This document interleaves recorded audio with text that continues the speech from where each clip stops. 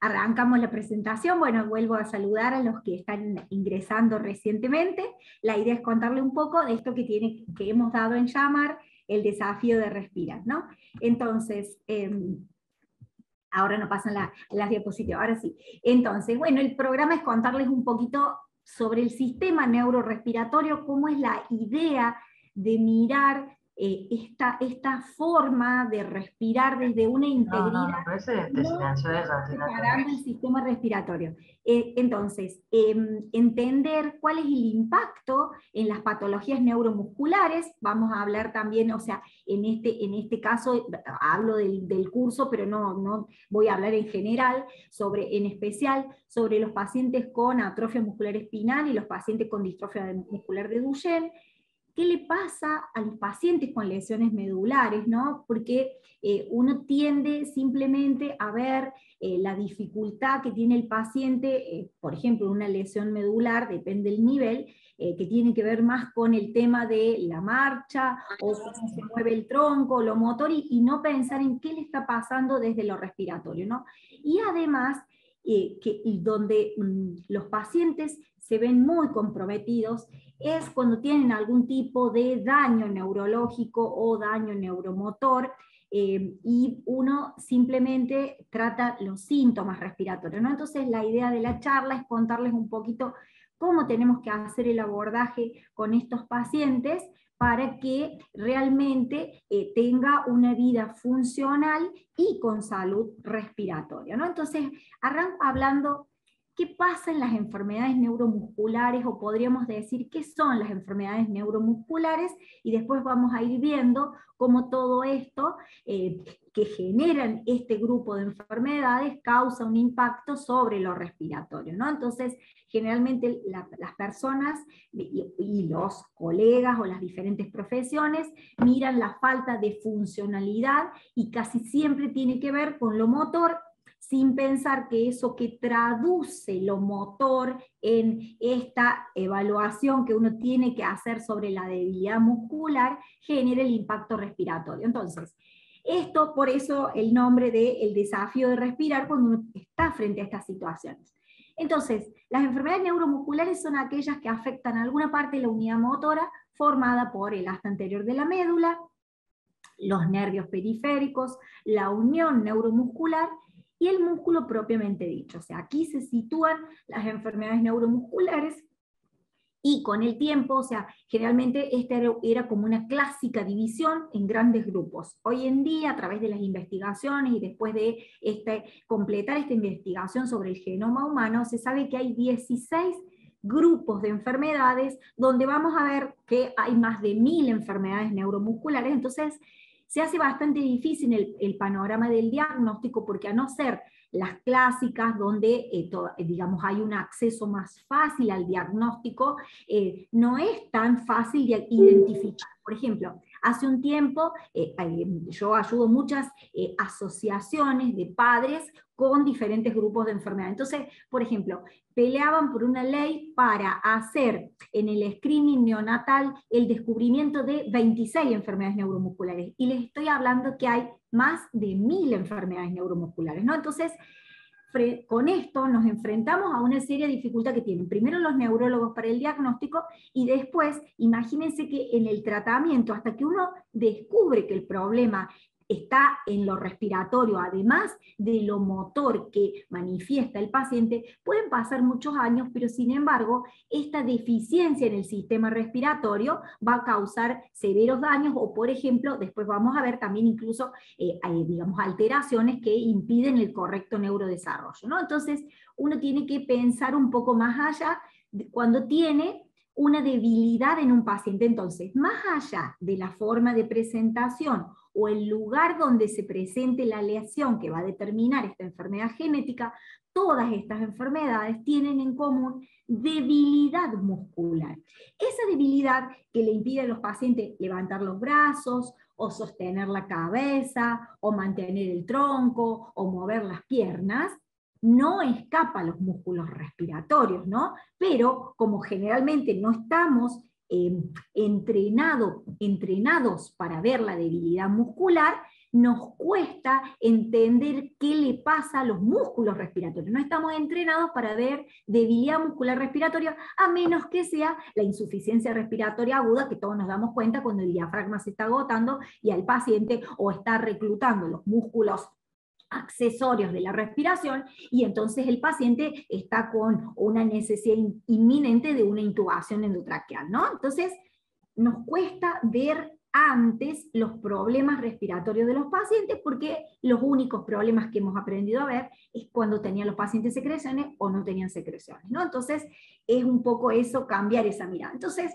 esto es como anecdótico, la página donde se busca se llama Genetable, y por ejemplo, este año ha cambiado todo el acceso, están todas las versiones, incluida la 2021, pero la 2022 no me dejó entrar a esta parte, o sea, pude descargar el artículo, siguen los 16 grupos grandes de las enfermedades, pero no pude tener el número exacto. De todas formas, esto es anecdótico, porque todos los años va cambiando. Por ejemplo, en la versión 2019 se habían descubierto 955 enfermedades neuromusculares, y ya para el 2021 eran 1079.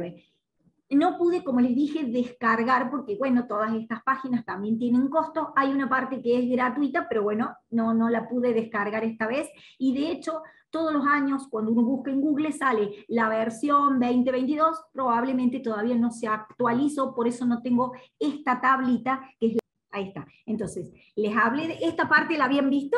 La de las enfermedades, espero que sí, o no había pasado ninguna. No se vio. No se vio, ¿No pero... se vio?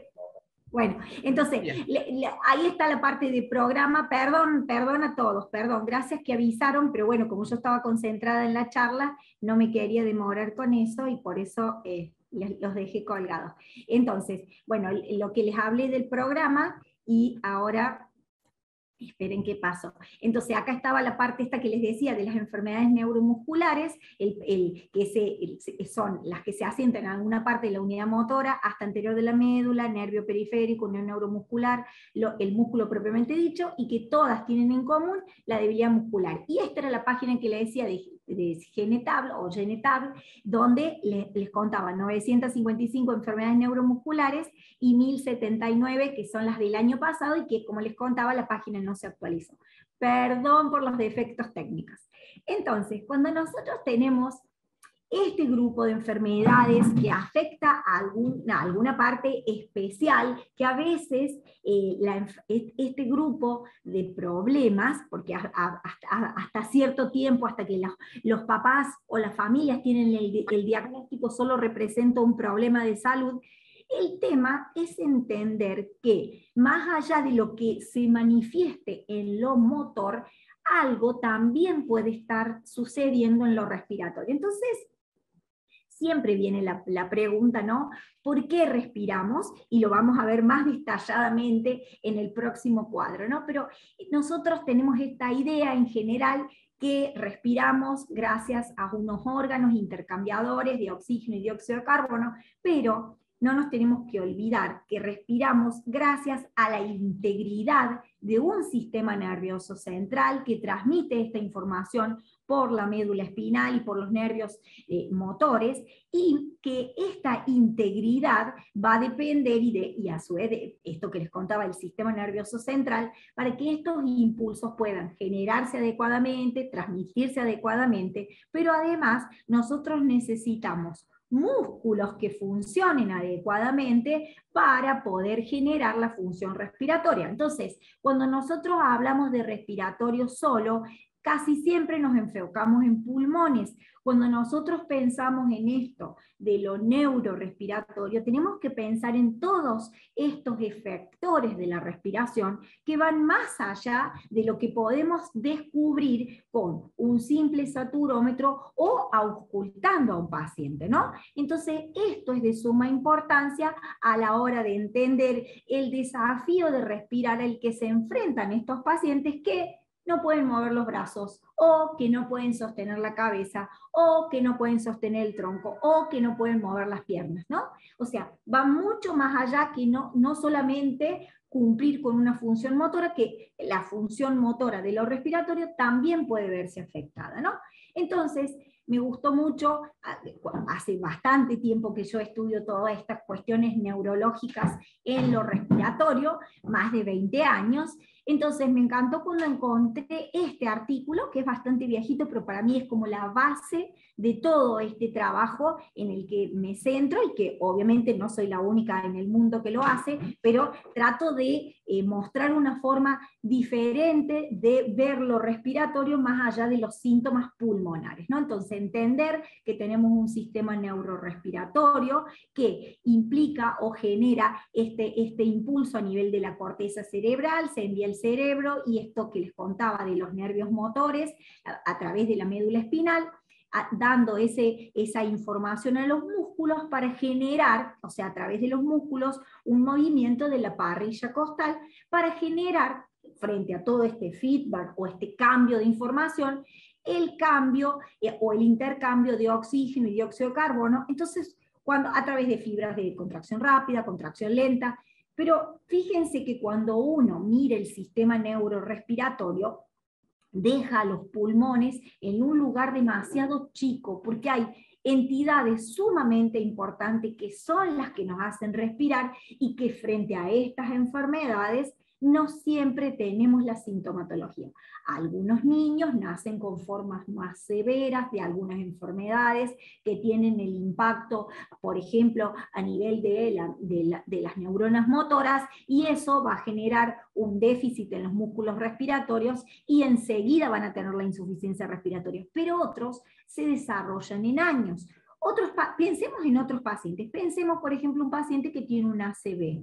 O sea, el ACV genera un tipo de lesión que puede comprometer también. Pensemos un ACV de tronco. En el tronco encefálico está, por ejemplo, el centro de la deglución, y eso va a comprometer, y también el centro respiratorio, va a comprometer severamente lo respiratorio, pero no desde lo pulmonar. Entonces, si lo único que nosotros sabemos es tratar los síntomas pulmonares, a ese paciente con una ACV de tronco, o sea, lo vamos a dejar llegar a una insuficiencia respiratoria severa y va a terminar con la muerte del paciente, si no entendemos que por esa deficiencia vulvar, ese paciente, por ejemplo, va a ser uno de los pocos que va a necesitar traqueostomía. El resto de los pacientes, con el solo hecho de ayudarlos con algún tipo de dispositivo para ventilar, probablemente el paciente evolucione adecuadamente. Algunos otros ya vamos a ver que hay otras causas por las que se llega a la tráqueo. Nombro la tráqueo porque yo soy bastante decanuladora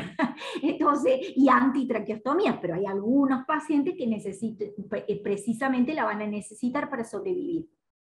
Entonces, es de suma importancia mirar todos los aspectos que nos hacen respirar, incluyendo en nuestra evaluación esto del sistema neurorrespiratorio. Vamos más acá, que ya que dejé y me queda muy a la vista la parrilla costal, espero que ustedes también ahora, entender que, por ejemplo, un paciente con una cifoescoliosis severa, que tiene una gran compresión del tronco, no va a tener la misma posibilidad ventilatoria para generar el intercambio gaseoso. En un principio, probablemente, si la escoliosis es lentamente progresiva, se irá adaptando, pero con el paso del tiempo, esta función de la ventilación se va a ver alterada con una disminución del oxígeno, pero sobre todo con un aumento del CO2. Por lo tanto, para que este paciente pueda vivir adecuadamente, va a requerir algún tipo de ayuda que le dé la oportunidad de lavar el CO2, ¿no? Se entiende la mirada neurorrespiratoria siempre que nosotros tengamos problemas pulmonares en este contexto de pacientes que por alguna razón los vemos débiles. El que habla despacio no es solamente tímido, sino que por alguna razón no puede generar el volumen suficiente de aire para generar una velocidad o un flujo para mover adecuadamente las cuerdas vocales, ¿no? Es decir, cuando uno empieza a aprender esto, puede entender diferentes dificultades respiratorias que van más allá de lo pulmonar, ¿no? Entonces, de eso se trata este curso, ¿no? Les va a enseñar sobre la curva de disociación de la hemoglobina, que también es importante, pero lo ven en todos los cursos de terapia intensiva. Acá hay otras cuestiones antes que se nos pasan en estos pacientes crónicos, en estos pacientes, como les digo, con estas enfermedades evolutivas, los pacientes que pueden tener lesiones medulares, o también pacientes con mielomeningocelo que tienen un comportamiento parecido en algunos aspectos, los pacientes que tienen también, por ejemplo, parálisis cerebral, entre otros, ¿no? Ya los iremos mencionando y si quieren pueden preguntar. Entonces, es muy importante esto, ¿no? Que estas enfermedades neuromusculares, que pueden ser congénitas o adquiridas, presentan progresivamente un deterioro de la función respiratoria y si no es tratada van a ir a una alta tasa de mortalidad, siendo la insuficiencia respiratoria la responsable del evento terminal. Pero todo esto es totalmente prevenible y tratable. El tema es que uno lo pueda entender. Cuando uno lo entendió, va a ayudar a un grupo grande de pacientes, pero si no, hasta que no se produzca esa insuficiencia respiratoria severa, que probablemente no haya forma ya de revertirla y termine con la muerte del paciente. Entonces todo esto lo podemos ver antes, ¿no? Entonces, la detección precoz de este compromiso respiratorio y el soporte ventilatorio adecuado van a permitir una mejor sobrevida, que en realidad no es sobrevida, es vivir con una condición respiratoria diferente, con algún tipo de asistencia o tecnología. De hecho, mucha gente dice, pero no, estas cuestiones de la tecnología. La pandemia nos ha demostrado cómo hemos necesitado de la tecnología para sobrevivir, o sea, mucho más allá de respirar, ¿no? Entonces, si esta tecnología nos ayuda a cumplir esta función básica para vivir, que es los dispositivos de soporte ventilatorio, o sea, uno tiene que encontrarlos como mucho más amigables y como una oportunidad para un montón de personas y no verlos como un problema, ¿no? Cuando uno lo plantea como un problema a la tecnología para poder vivir mejor, entonces me parece que nos estamos resistiendo a todos estos cambios que nos presenta el mundo, ¿no? Después veremos, o sea, después tendremos tiempo de juzgar si estuvo bien o estuvo mal. Mientras tanto, a una mamá que tiene un niño con una enfermedad evolutiva, no es lo mismo decirle, bueno, esto es así, a decirle, bueno, él tiene posibilidades de vivir, de aprender, de ir a la escuela, de cumplir todas las funciones, pero bueno, va a necesitar algún tipo de ayuda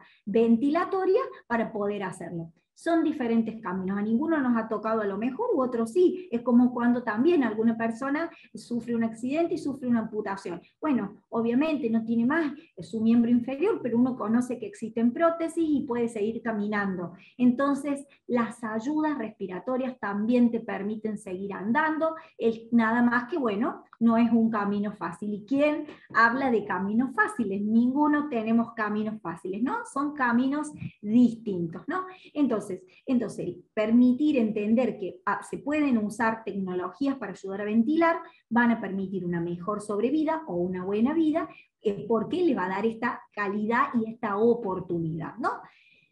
Fíjense que me gustó mucho este artículo que habla, ¿no? Fíjense que pensando en un niño sano, nada más, ¿no? Las urgencias respiratorias en los niños constituyen uno de los motivos más frecuentes de ingreso hospitalario. Además, un 20% de las muertes en menores de 5 años se deben a infecciones agudas. El error en la detección de una situación de insuficiencia respiratoria es un factor de riesgo de muerte frecuente y prevenible.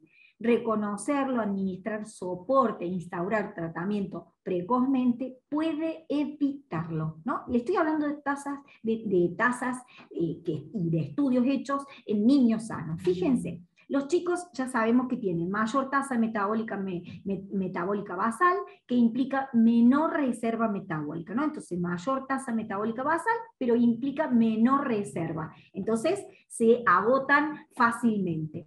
La respiración, fíjense, del recién nacido es irregular y existe menor respuesta a la hipoxemia y a la hipercapnia, ¿no? Entonces, también eso. Cuidado, porque muchos cuadros de hipoxemia en debilidades donde no se puede generar ventilación adecuada y yo no tengo esta capacidad muscular para lavar el CO2, querer curarme con oxígeno termina matándome, ¿no? Entonces, fíjense que esto pasa y por eso están estos artículos puestos por esta falta de mirada de lo neurorrespiratorio. ¿Qué le pasó a este niño por lo cual no solo está hipoxémico, sino que también está hipercápnico? Entonces, si yo atiendo a un solo síntoma respiratorio y no atiendo al síntoma de la hipercapnia, que tiene que ver con la ventilación, que tiene que ver con esta capacidad de aumentar la velocidad de la respiración, o sea, la frecuencia, pero además el volumen para poder lavar el CO2, ese pequeño está en serios problemas. Se le suman todas estas cosas que conocemos. Los septos alveolares ejercen tracción sobre la vía aérea y contribuyen a mantenerla abierta. El menor número de unidades alveolares por superficie corporal facilita el colapso. Entonces todo esto hace que esos chicos también en esas situaciones tengan más atelectasias. Las atelectasias se pueden ser por disminución del volumen, por acumulación de secreciones, pero como tengo poca fuerza y no puedo toser, no, me lleno de secreciones más fácilmente, por eso todas estas urgencias respiratorias. Pero si en ese transcurso uno tiene un niño más débil, un niño con un retraso madurativo, un niño que no tiene muy claro qué le ha pasado en el parto, probablemente si uno no atiende a estos efectos de la ventilación y esta falta de posibilidad de poder eliminar las secreciones y toser, nos encontramos frente a un severo riesgo de este pequeño, ¿no? De hecho que por eso todas las mamás tienen signos de alarma frente a lo que le está pasando a los niños y esto de tratarlo adecuadamente, ¿no? Además de estos detalles que hacen a la vía aérea, el diámetro más pequeño, que hace que sean más estrechas, pero a su vez más colapsables. Además, fíjense, el tórax del lactante es más elástico y deformable, los músculos respiratorios están menos desarrollados y las costillas están más horizontalizadas. Entonces, en un individuo no especializado, como es un recién nacido, frente a todas estas defensas de lo respiratorio, el desafío de respirar puede terminar con su vida. Por eso es tan importante aprender estas intervenciones, mirar adecuadamente, por eso, o sea, estas miradas rápidas a los niños frente a cualquier cuadro, ¿no? No dejarlo pasar porque pueden suceder estos detalles, ¿no? Entonces fíjense, detalle, el diafragma es más corto y el número de fibras musculares tipo 1 es menor, entonces es más propenso a la fatiga. Entonces, todo esto que les cuento, que pasa en los niños, entre comillas, normales,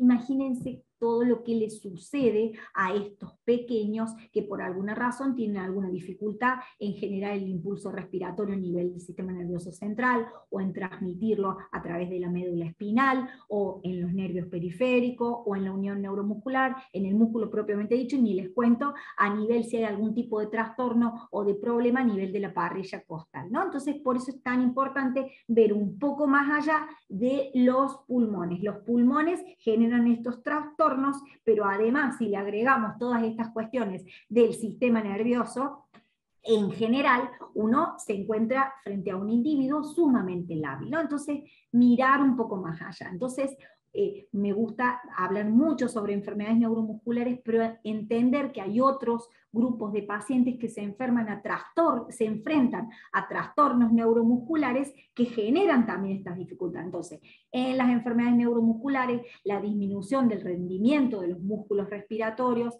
las deformidades de la columna vertebral, los trastornos del crecimiento pulmonar, porque si el tórax no ventila y no crecen los pulmones. Por eso es que a veces tenemos que hacer algunas otras cuestiones para darle esta oportunidad, ¿no? Porque nacemos con 20 millones de alvéolos para tener 300 en la adultez, 300 millones de alvéolos, que se completa alrededor de los 9 años, pero para eso necesitamos un tórax eficiente.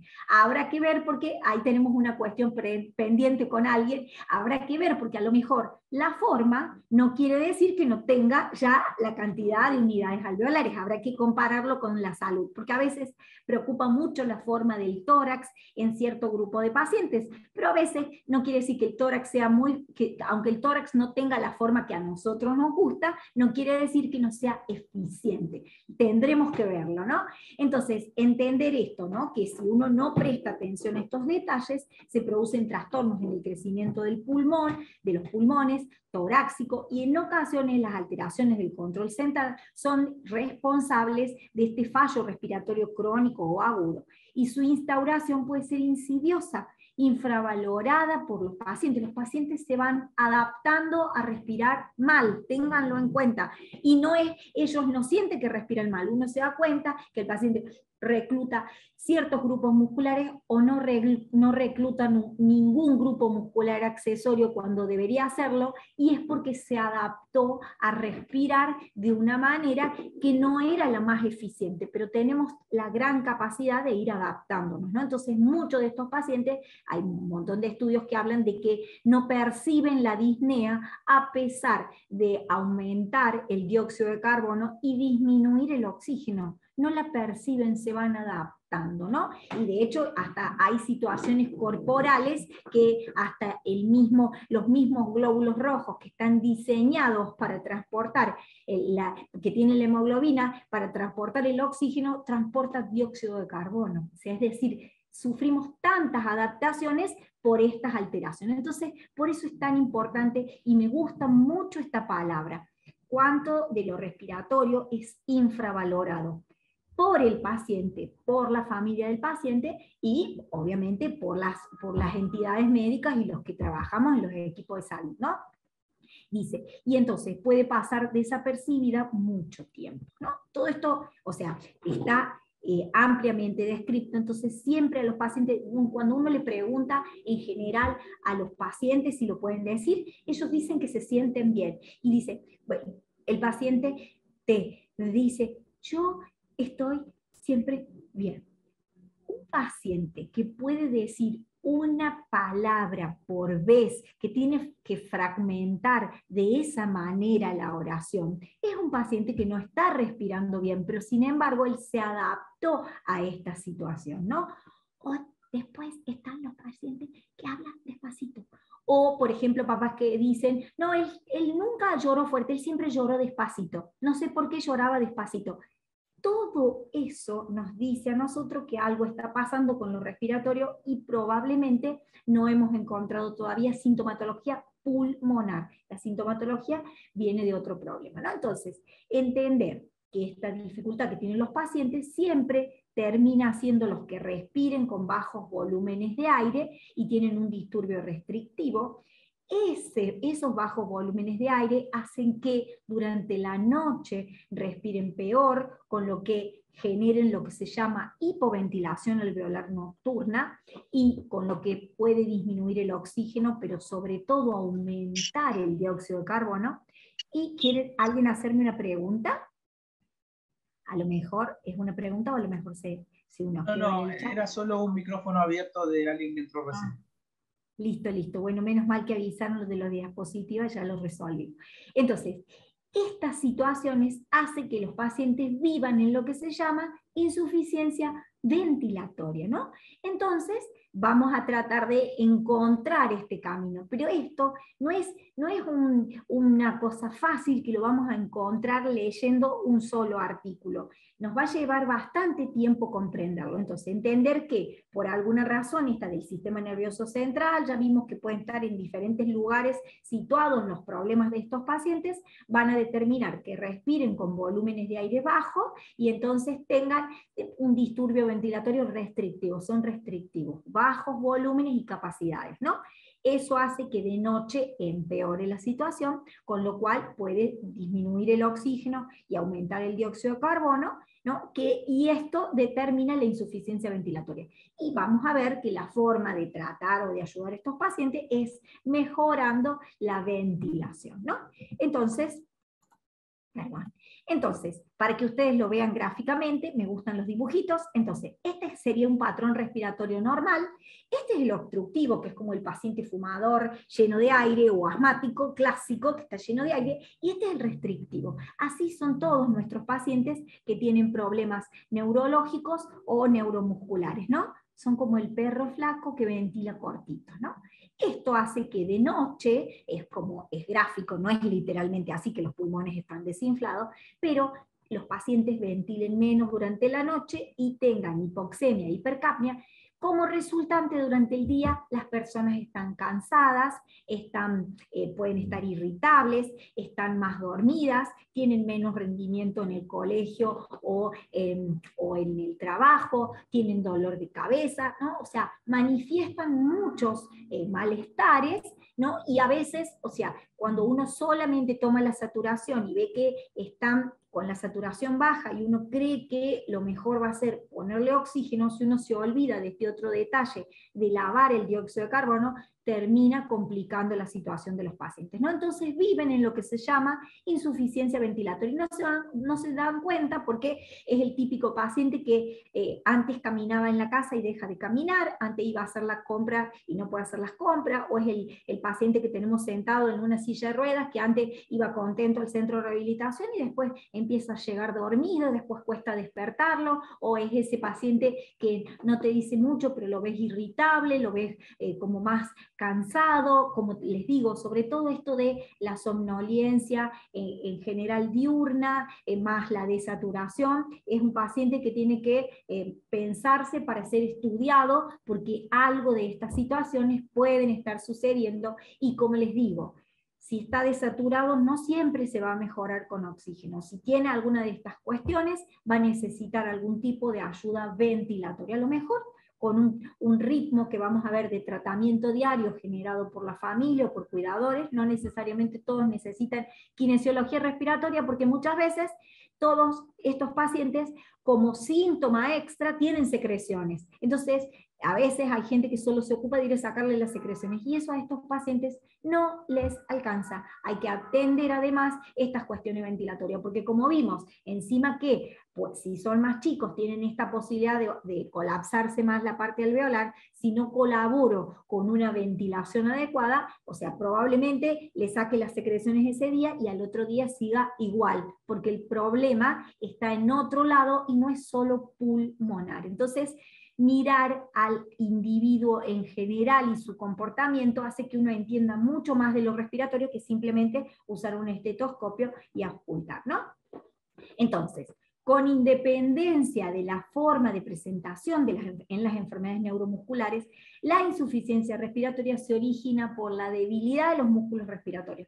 Y esto lo digo siempre cuando hago charlas o les cuento a los papás. Si ustedes les ven flacos los bracitos y les ven flacos las piernitas, también están flacos los músculos respiratorios. Y eso hace que su función respiratoria no sea la óptima. Entonces habrá que ver. No quiere decir que de acá todos nos vamos a indicarle soporte ventilatorio no invasivo a todos nuestros pacientes, porque hay entidades intermedias para hacer todos los días que los va a ayudar a estar mejor, ¿no? Entonces, esto está causada por la afectación intrínseca de los mismos o por la fatiga muscular como consecuencia del aumento del trabajo respiratorio y la distorsión mecánica que tienen que soportar, porque recuerden que además estos pacientes uno los pone de costado y como no se pueden mover, probablemente queden toda la noche en la misma posición. Si a esto se le agrega que son pacientes a lo mejor un poco más grandes, que están muchas horas sentados, probablemente tengan escoliosis y eso también cambia esa longitud de los músculos para contraerse y generar la ventilación, ¿no?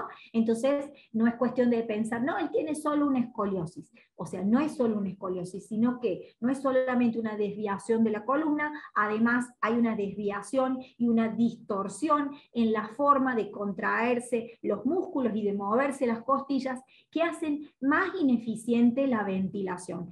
Y con el tiempo va a traer trastornos a nivel del intercambio gaseoso, pero antes de eso vino todo esto ventilatorio que seguramente generó en el paciente algún cambio de actitud que tiene que ver con esto. Dejó de moverse, dejó de sentarse, dejó de caminar, o algunos días dejan, obviamente algunos hasta de respirar.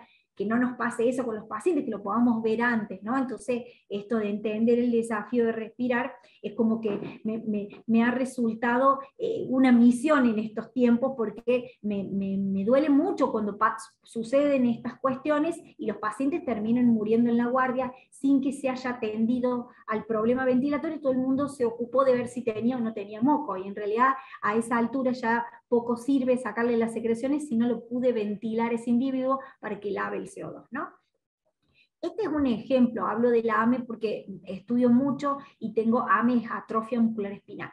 Tengo muchos pacientes con atrofia muscular, entonces nosotros sabemos que, por ejemplo, en esta enfermedad, y así hemos podido ir estudiando cada una de ellas, que esta fuerza de los músculos respiratorios se ve más gravemente afectada en las personas con forma de atrofia espinal de inicio más temprano, ¿no? Pero generalmente disminuye con el tiempo en los tipos de la 1 a la 3 también, ¿no? Según los datos de diferentes estudios. Este es un estudio que se publicó ahora, fíjense, 9 de marzo, ¿no? Entonces es sumamente reciente, ¿no? Entonces dice, se encontró que una de las medidas de la fuerza respiratoria, que es el flujo expiratorio máximo, disminuyó constantemente con el tiempo en la mayoría de los tipos. Entonces, parece que los pacientes están bien, algunos, como les digo, en las formas tempranas de la enfermedad, directamente hacen el debut con la insuficiencia respiratoria y terminan con algún dispositivo oronasal para ventilarse, y otros con traqueostomía si también tienen algún tipo de trastorno de la deglución, porque la debilidad muscular puede afectar a todos los músculos respiratorios. Los músculos respiratorios son los inspiratorios, los expiratorios y los de la deglución también, ¿eh? Entonces pueden verse afectados todos. Cuando están bastante afectados los músculos de la deglución, a los pacientes hay que hacerle traqueostomía, y en general solo a esos, ¿no? Siempre aclaro. Entonces, pero hay otras formas donde no nos damos cuenta. Entonces, el flujo expiratorio máximo disminuye con el tiempo. Entonces, sí o sí hay que ocuparse de la parte respiratoria de todos los pacientes con AME. Conozco un montón de pacientes con AME, adultos que no hacen nada para su función respiratoria. Todos los días están perdiendo algo de esa función.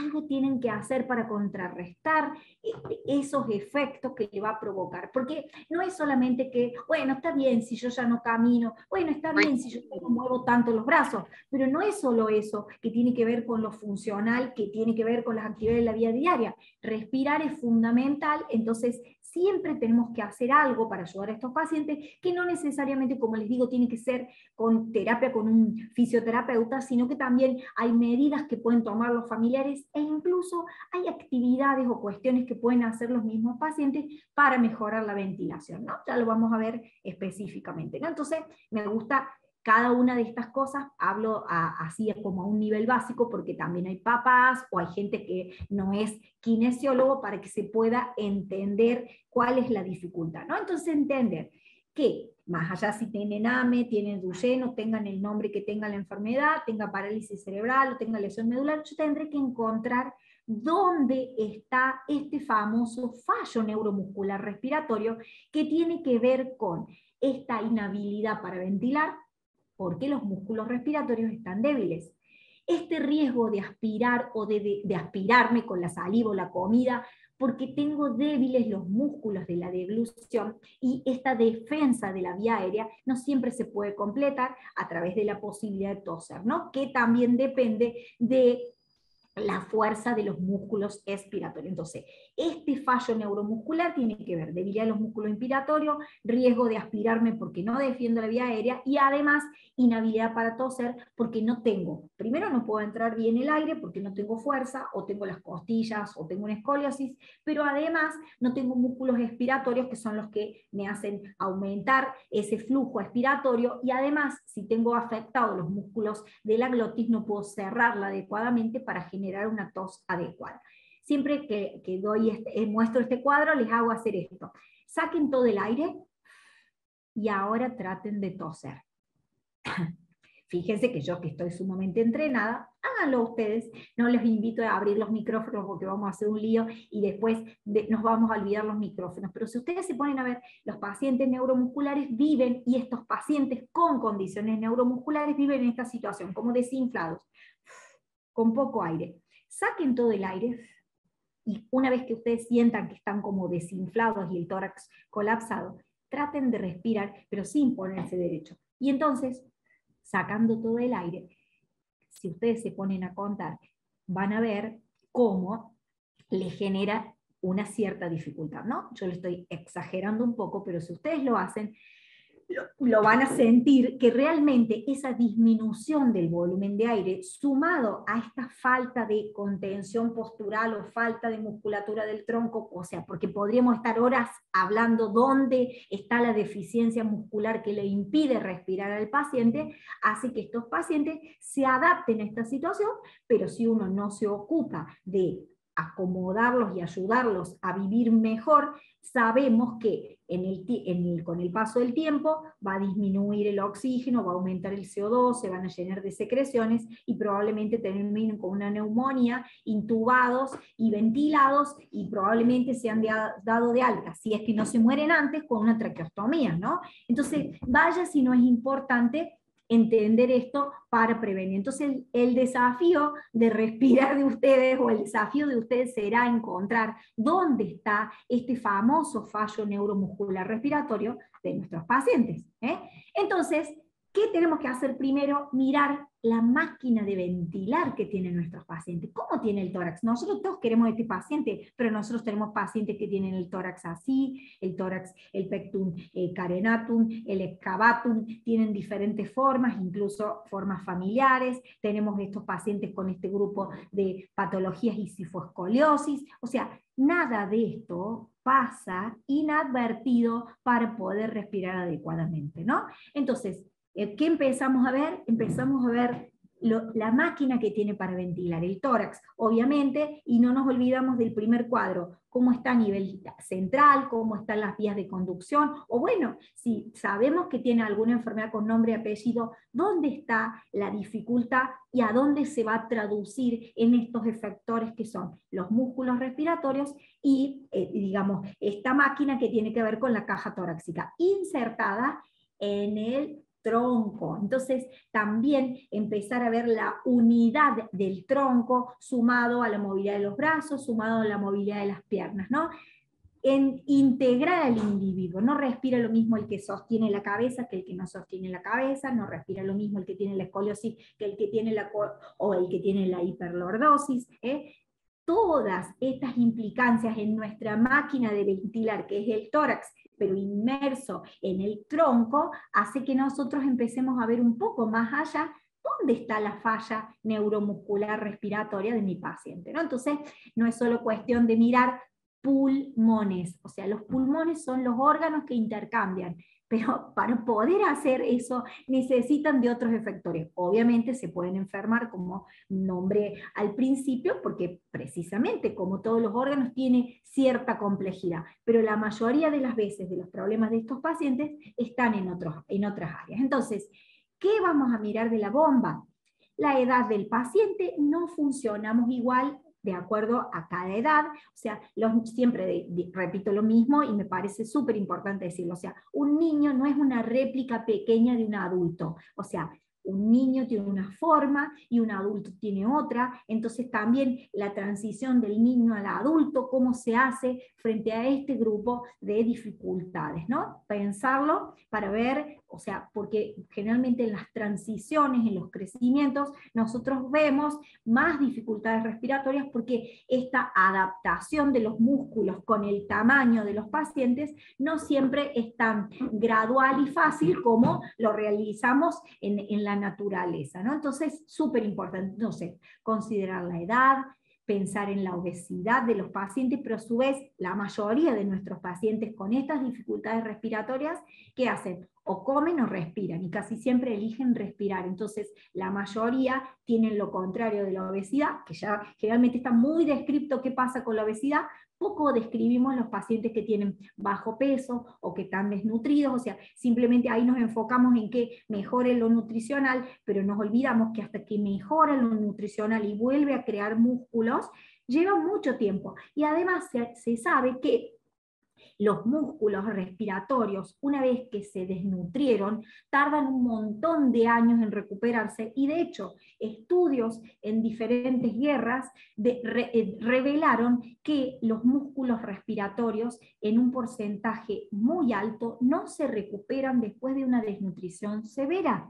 Entonces, por eso es tan importante cuidar la nutricional de los pacientes, ¿no? Volvamos a hablar de este enfoque general, ¿no? Entonces, además de esta existencia, el compromiso neurocognitivo. De hecho, estamos diseñados para respirar voluntaria o involuntariamente, pero, digamos, los pacientes en general que tienen un compromiso cognitivo, nosotros tenemos mucha dificultad en entenderlo, entonces también hay que aprender a ver otras cosas que nos dicen los pacientes sin decir palabras. la forma de su tórax, la inserción en ese tronco, la forma de mover los brazos o de no mover, cómo está la cabeza, cómo es el patrón respiratorio, o sea, ese paciente tiene un movimiento tridimensional, es decir, antero-posterior, transversal, vertical, o sea, hay muchas cosas que nos dice la bomba ventilatoria. Cualquier falla que descubramos en esa bomba siempre nos va a revelar algún trastorno respiratorio, ¿no? A lo mejor es incipiente o a lo mejor es evolutivo con el tiempo, ¿no? Será nuestro trabajo encontrarlo, ¿no? Entonces, dice, y la integridad de la bomba respiratoria en todos los niveles, central, neuromuscular, caja torácica, columna y pulmón. Es decir, volví a la primera diapositiva, entendiéndolo al derecho y al revés a este problema respiratorio que viene de otro lado. Entonces, me gusta mucho lo de Mary Massery, no me voy a demorar tanto con esto, porque ya estamos una horita acá conectados. Entonces, entender que este tronco, donde está inserto el tórax para ventilar, tiene, digamos, para funcionar, diferentes presiones. Cualquier debilidad de los grupos musculares que están regulando esta estabilidad del tronco va a generar trastorno respiratorio. Entonces pensemos, problema a nivel de la pelvis, o sea, de músculos pélvicos, genera mala presión intraabdominal, mal trabajo de la musculatura respiratoria. Imagínense que no les puedo contar todo esto, porque esto que tiene que ver con esta teoría del tronco, las presiones y todas estas cuestiones respiratorias, me lleva como 3 días. Pero entender esto, ¿no? Cualquier impacto en los grupos musculares que nosotros usamos a diario para funcionar, pero sobre todo para respirar, va a generar alteraciones en las presiones y eso va a terminar generando esta alteración respiratoria. Pero si yo no vi que a raíz de que, como tiene mal mis músculos de la pelvis, tiene mala musculatura abdominal, este paciente no tose. Pensemos al revés, el paciente tiene un trastorno de la deglución, no tiene una traqueostomía, no tiene un buen cierre glótico, es un paciente que no tose bien, además porque genera mala presión intraabdominal y porque no genera presión intratorácica para poder generar los volúmenes y los flujos suficientes para tener una tos adecuada, ¿no? Entonces, fíjense cómo es tan importante esta mirada integral. Mary Massery hizo esta teoría hablando de esto. Dice, ¿qué hace a una lata de gaseosa fuerte cuando está llena y qué la torna sumamente frágil cuando la lata se abre? ¿No? Tiene que ver con esto de qué la hace fuerte a la lata cuando está llena, las presiones. ¿Qué hace fuerte a nuestro tronco cuando está indemne? La fuerza de los grupos musculares respiratorios para generar las presiones adecuadas, que no solo son presiones para respirar, también están las presiones para lo cardíaco, las presiones vasculares, las presiones para lo digestivo, o sea, todo esto implica el funcionamiento de todo el cuerpo, no es solamente pensar pulmones, está mal porque no respira porque los pulmones están mal. No respira porque de alguna manera esta unidad que es nuestro tronco ha perdido esta capacidad de generar presión. Entonces, debilidad muscular, pérdida de capacidad de generar presiones, mal funcionamiento respiratorio, ¿no? Otra forma de ver las cuestiones de nuestros pacientes, ¿no? Entonces, yo les voy tirando como ítems para que vayan pensando dónde están con cada uno de sus pacientes, ¿no? Entonces, todas tienen en común esta debilidad que ocasiona la enfermedad de base con pérdida de la fuerza que es progresiva y la aparición de síntomas relacionados a grupos musculares principalmente afectados por cada una de ellas. En general dice, estos enfermos o estas personas pueden presentar deformidades articulares, rigidez, calambres, contracturas, dolores crónicos y desestructuración de la caja torácica con la consiguiente aparición de escoliosis grave, afectación funcional de grupos musculares que repercuten con diferente intensidad según la enfermedad, la motricidad, la respiración, la función cardíaca, la nutrición y la alimentación, y todo ello, fíjense, manteniendo un buen nivel cognitivo e intelectual. Entender eso, ¿no? Porque mucha gente confunde las formas de manejo de los pacientes o los jóvenes o los niños con enfermedades neuromusculares y los compara, como tienen deficiencias motrices, con problemas cognitivos, como le pasa a ciertos pacientes con parálisis cerebral. Y no es lo mismo si estos pacientes van perdiendo funciones, porque la debilidad va a impactar en todas ellas, no porque desde lo cognitivo no puedan. Otras enfermedades, por ejemplo, afectan lo cognitivo y los vuelven lentos a los pacientes, como suele pasar en las leucodistrofias. Los pacientes, uno les habla y ellos entienden a veces más lento lo que le estamos diciendo, y luego son lentos para reproducir la respuesta verbal, y a veces más lentos para reproducir la respuesta corporal.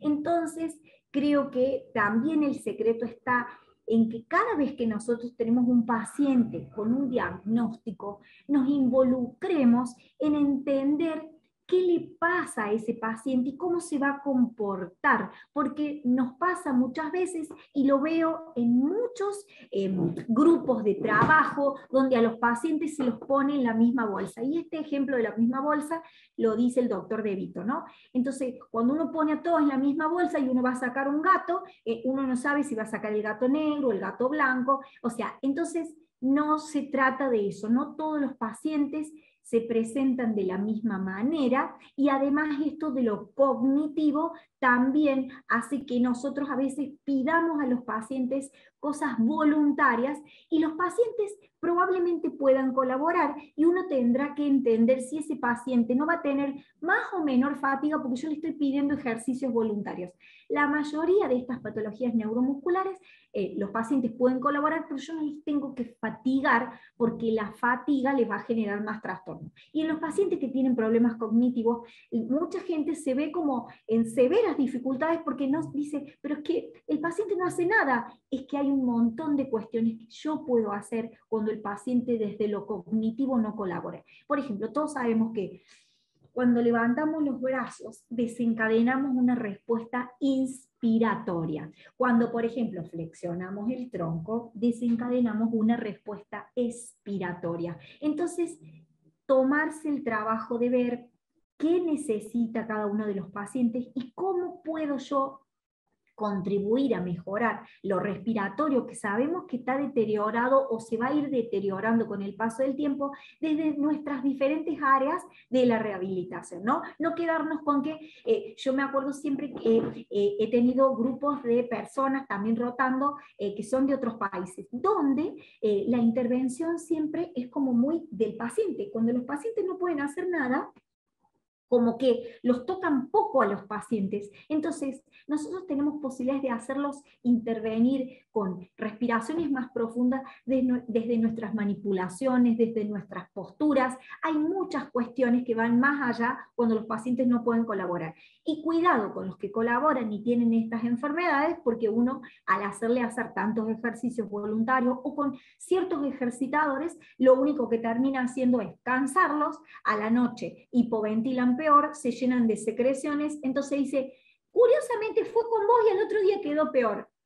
Y sí, si yo lo fatigué al paciente, en vez de mejorar, le causé este problema, ¿no? Entonces, las causas de las complicaciones respiratorias en estos pacientes depende, por lo tanto, de mayor o menor implicancia del compromiso que sufren los músculos inspiratorios, que son los que comandan la ventilación, del compromiso de los músculos expiratorios que comprometen la tos. Y aunque este artículo no lo dice, se los digo yo, generalmente los músculos expiratorios están afectados primero que los inspiratorios. Entonces todo el mundo espera que el paciente tenga mal el diafragma, que es el primer músculo de la respiración, o el principal, y resulta que el paciente hace mucho tiempo que no puede toser, y ese paciente que no tose porque no tiene la fuerza adecuada de los músculos expiratorios, se ha comprado todos los números de la rifa para ganarse una neumonía, porque no defiende la parte respiratoria, y además también frente a un ahogo no va a defender la vía aérea y puede sufrir una aspiración, ¿no? Entonces, cuidado con esos detalles. Entonces miro todo el individuo. Y además de esta famosa musculatura orofaringea, responsable del compromiso vulvar típico de algunas de estas enfermedades. Por ejemplo, podríamos nombrar la más característica que afecta a los músculos vulvares, que es la ELA vulvar, pero como les nombré, una ACV de tronco también me puede afectar los músculos vulvares, o estas enfermedades que se presentan en los niños tan pequeños, tanta debilidad, nada de músculo inspiratorio, nada de músculo expiratorio, no tengo tampoco cómo defender la vía aérea, los pacientes se terminan aspirando y son ese grupo de pacientes por afectación de este grupo específico que solamente debería tener la traqueostomía, ¿no? Entonces, características, los pulmones están sanos, en general los pulmones están sanos, el problema está en otras áreas, ¿no? Entonces, esos problemas respiratorios se presentan no hay sintomatología respiratoria clásica, el paciente tiene otras cosas. Y cuando se presentan los síntomas respiratorios, a veces el paciente ya está muy afectado, ¿no? Entonces, aprender a mirar que no es solamente que no camina bien, o tiene una escoliosis, o que tiene una enfermedad que no solamente está un poquito, no camina, no es solo eso, ¿no? Hay otros problemas que pueden generar lo respiratorio. Y esto es tan importante, ¿por qué? Porque si no crece, por ejemplo, el tórax, sabemos que no crecen los pulmones, pero además no es solo eso, sino que a veces algunos tipos de enfermedades generan trastornos en mayor grado en un grupo muscular, entonces el tórax crece de determinada manera. Entonces habrá que encontrar el equilibrio para darle la posibilidad. Lo más importante, como sea, es que le crezca el tórax. Habrá que ver si podemos lograr de otra forma, porque lo importante es que crezca, y si cumple con los percentiles de crecimiento a nivel de lo pondoestructural, a lo mejor no importa tanto la forma, pero sí la funcionalidad. Si con esa forma logramos un buen intercambio, un buen lavado de CO2, con el equipo apropiado de ventilación, probablemente estamos en buen camino, a pesar de que la forma nos asuste, ¿no? Entonces, entender, pero si uno puede atender tempranamente a los pacientes, que a lo largo de 20 años me puedo dar con este lujo de decir que el tórax de los pacientes intervenidos, y como dijo una mamá, intervenidos desde las cuestiones respiratorias, pensando en esto, que yo tengo que hacer algo para el crecimiento de ese tórax, para que crezca el pulmón, para que funcione lo mejor posible, más allá de lo que tenga. Y una mamá le agregó, siempre y cuando tengas padres que te ayuden. Y sí, porque uno no funciona solo en la profesión, funciona en grupo, en equipo, y los padres o los cuidadores o los familiares son nuestro equipo, nuestros coequiper para seguir ayudando a los pacientes, porque también una mamá me dijo, yo le contaba, digo, yo he visto cómo los pacientes de estos que me he ocupado a lo largo de todos estos años han tenido otra posibilidad de desarrollo comparado con los que no han tenido intervención. Tampoco me puedo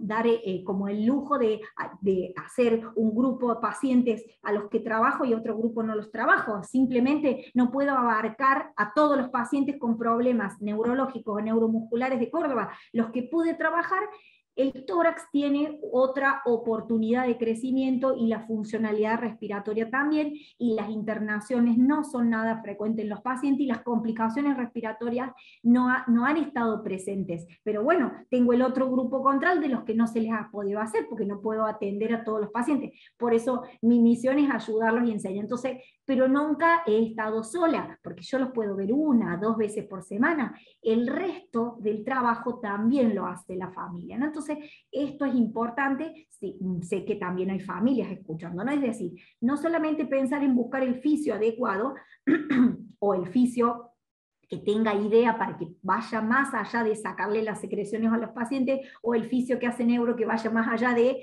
control de tronco, control de cabeza, control de tronco, pararse, sino que esto de la salud respiratoria tiene que ver con esta ayuda de la familia, de los cuidadores, ¿no? Y nosotros acá tenemos mucha suerte en Argentina, ahora está la colega de Ecuador y no sé si hay de otros países, pero hay un montón de lugares donde los cuidados los hace la familia, porque no hay obras sociales que les cubra la atención a domicilio, o sea, la mayoría, y por ejemplo, he tenido la oportunidad de estar en Europa, el trabajo lo hace la familia sola, y los pacientes con su familia van a controles semanales o mensuales, o cada 6 meses, pero todo el tratamiento lo lleva a cabo la familia, ¿no? Y cuidadores que ni siquiera son especializados, los fisioterapeutas los entrenan, y los familiares realizan la función, porque no alcanza con esa intervención de 1 hora o 2 horas diarias.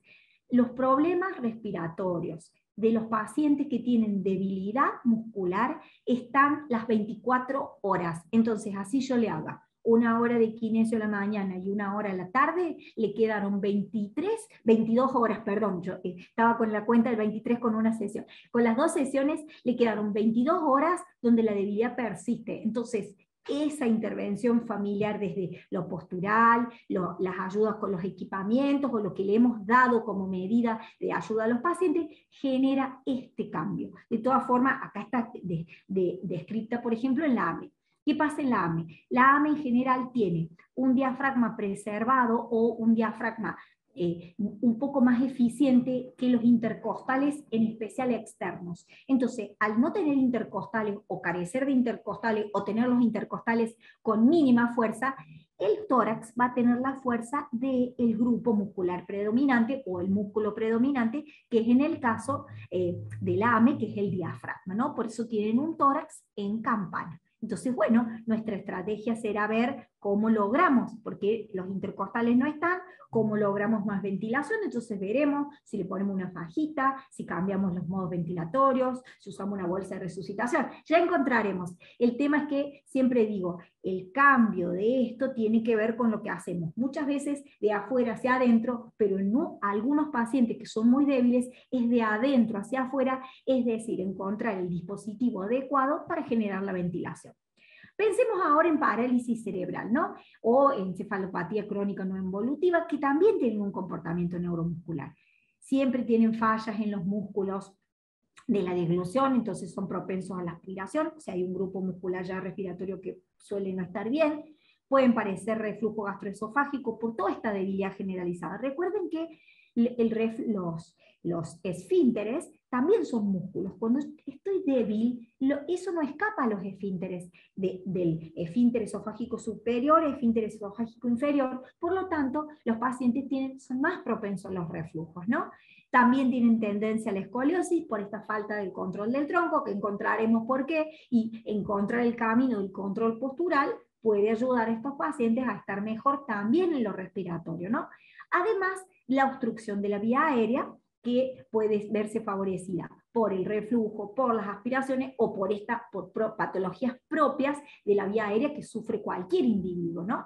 Esta dificultad para toser, si yo no tengo control del tronco, no tengo musculatura abdominal, por lo tanto no voy a toser adecuadamente. Y además, si no soy propenso a aspirarme, tengo algún trastorno de la deglución, no tengo buen cierre glótico, no tengo capacidad de generar presión intratorácica para poder generar flujos expiratorios suficientes y liberar las secreciones de la vía aérea. Además, por ejemplo, también pueden tener, dificultad para toser, pobre tono de la vía aérea. Nosotros estamos diseñados para que cuando nos acostamos, nuestra vía aérea aumente de tono y se abra para sostener la ventilación durante la noche cuando perdemos todo nuestro control, ¿no? Entonces, hay pacientes que al revés, todo este tono colapsa y los pacientes tienen agregado obstrucciones de la vía aérea. Por ejemplo, se presenta mucho en los pacientes también con síndrome de Down, ¿no? Y además, pueden tener alteraciones del control central y pueden sufrir apneas del sueño. Las apneas pueden ser centrales, pueden ser obstructivas por todo esto que se los describo, o pueden ser mixtas, ¿no? Entonces, fíjense cuántos detalles a tener en cuenta de problemas respiratorios que vienen de otras áreas, pero la única sintomatología que nosotros podemos ver a lo mejor es el aumento de las secreciones. Entonces, prestar mucha atención cuando tenemos pacientes con daño neuromotor, parálisis cerebral, encefalopatía crónica no evolutiva, a esa fatiga crónica. Ese chico que llega dormido, ese chico que está perdiendo peso, ese chico que vive lleno de secreciones, con cuadros que no se mejoran, ¿no? Entonces, tener en cuenta que estos pacientes que viven en fatiga muscular respiratoria porque están trabajando a contramáquina, porque viven con esa insuficiencia ventilatoria, tienen una incapacidad del trabajo respiratorio que es reversible con el reposo. Entonces ustedes díganme, yo si tengo cansados los brazos, descanso los brazos. Si tengo cansadas las piernas, descanso las piernas. ¿Cómo descanso los músculos respiratorios? Solamente asistiendo a la ventilación o ayudándolos a que no estén tan fatigados. Tenemos pacientes a veces muchas horas sentados y a lo mejor esa debilidad que tienen en el tronco impacta seriamente sobre la función respiratoria. Entonces, pensar en descansos de esos pacientes. Siempre pienso en estos pacientes que van a los centros de día, los levantan a las 6 de la mañana, a las 7 los busca la Trafic, los llevan al centro a las 8 y después los pasan, están todo el día en el centro, hacen fisio, hacen folclore, plantan plantas, hacen lo que pueden, y a la tarde llegan dormidos, o sea, y no hay forma de despertarlos más, ¿no? O sea, están cansados físicamente, pero además, ¿cuánto de lo respiratorio también puede estar afectado? Porque no vimos estos detalles, ¿no? Entonces, el único síntoma, siempre lo respiratorio, fíjate vos que tiene moco, suele pasar, sobre todo en los centros de día, la vuelve loca la que hace quina respiratoria por eso. Pero hay otros detalles, no es solamente el síntoma, hay que pensar un poco más allá. Y yo a ese paciente le di la posibilidad de descansar, realmente está para ir todos los días al centro, o sea, hay muchas cosas que pensar en este grupo de pacientes que tiene estas dificultades, ¿no? Porque aparte, como lo cognitivo está afectado, en general el paciente no te dice con palabras, te lo dice con el cuerpo. La ventaja de los neuromusculares, que lo cognitivo no está afectado, entonces te dicen con los ojos, con la boca, con las manos, te dicen de todas las maneras, no, esto me cansa así, esto es por esto. Los pacientes te explican hasta las razones por las que se sienten mal, en general, en las enfermedades neuromusculares clásicas. Los pacientes con daño neuromotor no siempre pueden hablar, y cuando hablan no siempre pueden expresar o entender lo que les está pasando, solamente que se sienten mal. A veces solo vemos que lloran, o a veces solo lo vemos irritable, a veces lo vemos solo enojado, a veces solo vemos que no come.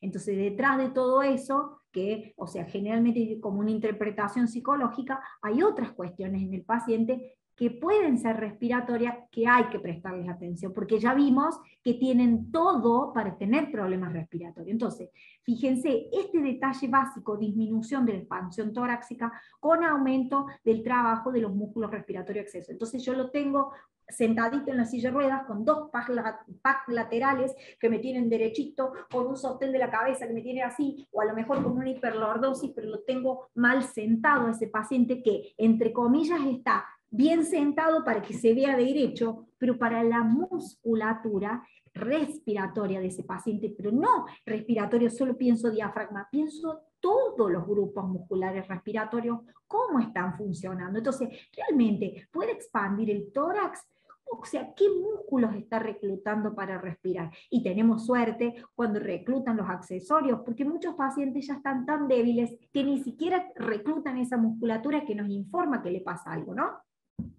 Como resultante, estos pacientes hipoventilan, y entonces, si uno le toma la saturación, obviamente, pueden estar hipoxémicos. ¿Se van a mejorar con oxígeno? No, porque también tienen hipercapnia. Probablemente, si solo les pongo oxígeno, terminen con un paro respiratorio. Voy a mirar porque puede haber un chat.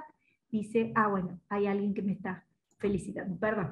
Les voy a decir, es una tontería, les agradezco los halagos, pero me los escriben al final, porque si no, yo cuando veo el chat creo que son preguntas, y como dijo Román, a mí no me gusta dejar preguntas sin responder, así que gracias, pero te agradezco muchísimo, porque es lindo, pone contento y los distrae un poco de esto que estoy hablando, tanto hipoxemia, hipercapnia. Entonces queda claro eso. Miro diferente a los pacientes con daño neuromotor, los miro diferente, porque algo les está pasando, ¿no? Pensemos ahora en los pacientes con lesiones medulares. Ellos sufren una insuficiencia respiratoria restrictiva. Mientras más alta la lesión medular, más complicaciones respiratorias. De hecho, sabemos que a nivel C4 sale el diafragma. Y muchos pacientes son dependientes de algún dispositivo de ventilación externa. Ahora, ¿qué pasa? Cuando es por debajo de C4, C5, que el diafragma está indemne, todo el mundo se queda contento. Tiene diafragma, respira. Pero tiene un músculo solo. Es como jugar un partido de fútbol que necesitamos 11 jugadores y yo tengo solo el arquero. Entonces, los otros son 11, bueno, está bien, tengo el arquero, va a defender, pero no tengo equipo, o sea, el arquero no siempre va a poder llegar al arco venciendo a los otros 11 para ganarme el partido, ¿entienden? O sea, pensar que solo tiene preservado el diafragma, o sea, no puede hacer nada solo. Los músculos no funcionan solo, los músculos funcionan en conjunto. El diafragma es el principal músculo de la respiración. Principal, porque es grande, tiene una forma, está en el medio, está ubicado estratégicamente en el medio tronco, o sea, no está solo para respirar, recuerden que también es un regulador de presiones, y el diafragma también es un músculo postural, o sea, no solo sirve para ventilar, sino que también me ayuda a sostener la postura. Cuando yo lo pongo en desventaja frente a lo postural, claudica la función respiratoria y muchos pacientes con lesiones medulares se desmayan. Se desmayan porque el cerebro es muy inteligente, capta que este músculo no puede funcionar y te duerme o te desconecta para preservar la vida. Bueno, es mucho más complejo que esto que les digo rápidamente, pero entiendan que ningún grupo muscular funciona solo, entonces hay que entender qué le pasa a cada uno de estos individuos que nos enfrentamos frente a su problema, ¿no? Entonces, los pacientes tienen debilidad y parálisis de los músculos respiratorios inervados por las raíces que nacen por debajo de la lesión, entonces ver qué le queda íntegra. Tienen disminuido siempre la compliance tóraco-pulmonar, porque es tóraco-pulmonar, pero a su vez porque por el impacto del tronco.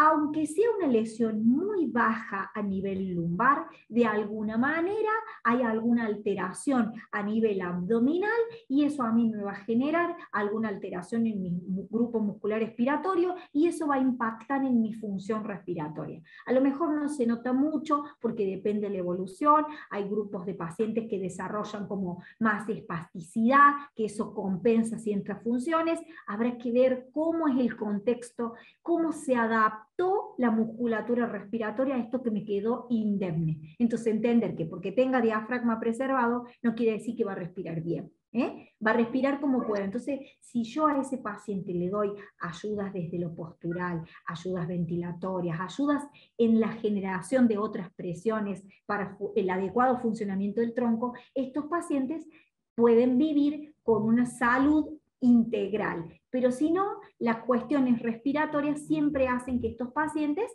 claudiquen de alguna manera. Y lo más triste es que terminen con una neumonía, internados y vueltos a respirador, o después traqueostomizados, o bueno, todo lo que puede suceder, ¿no? Siempre y cuando no fallezcan, porque además también eso, o sea, la mala intervención del paciente con lesión medular, porque no es solamente esto que les digo, preservar el diafragma, sino que toda la otra funcionalidad que viene por este control que ejerce la médula sobre todo nuestro cuerpo, puede terminar con la vida del paciente en segundos, por ejemplo, por efectos vasovagales, por este efecto de la falta de contención a través de los grupos musculares que tienen las venas, las arterias, y puede tener esa hipotensión ortostática severa, ¿no?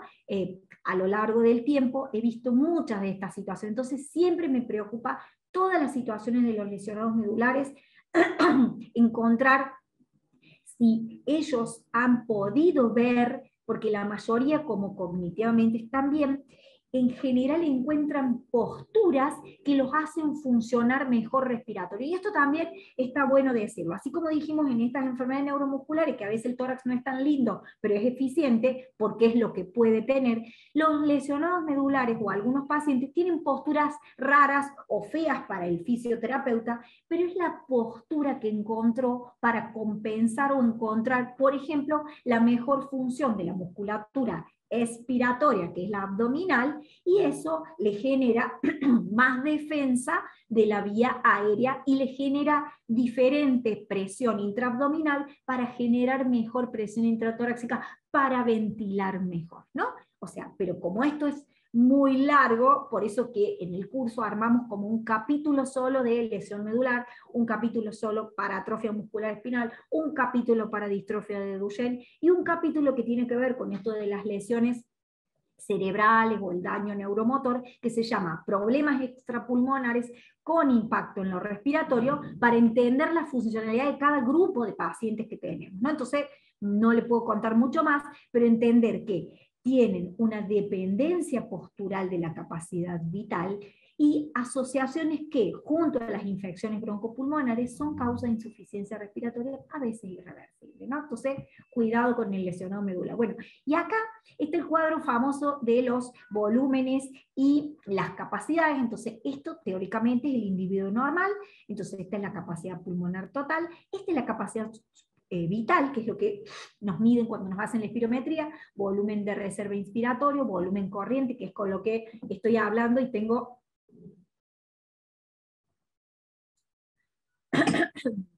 que hacer limpieza de mis valéculas, porque ahí tenía alojada un poco de saliva y todo, porque estoy hablando así tan emocionada.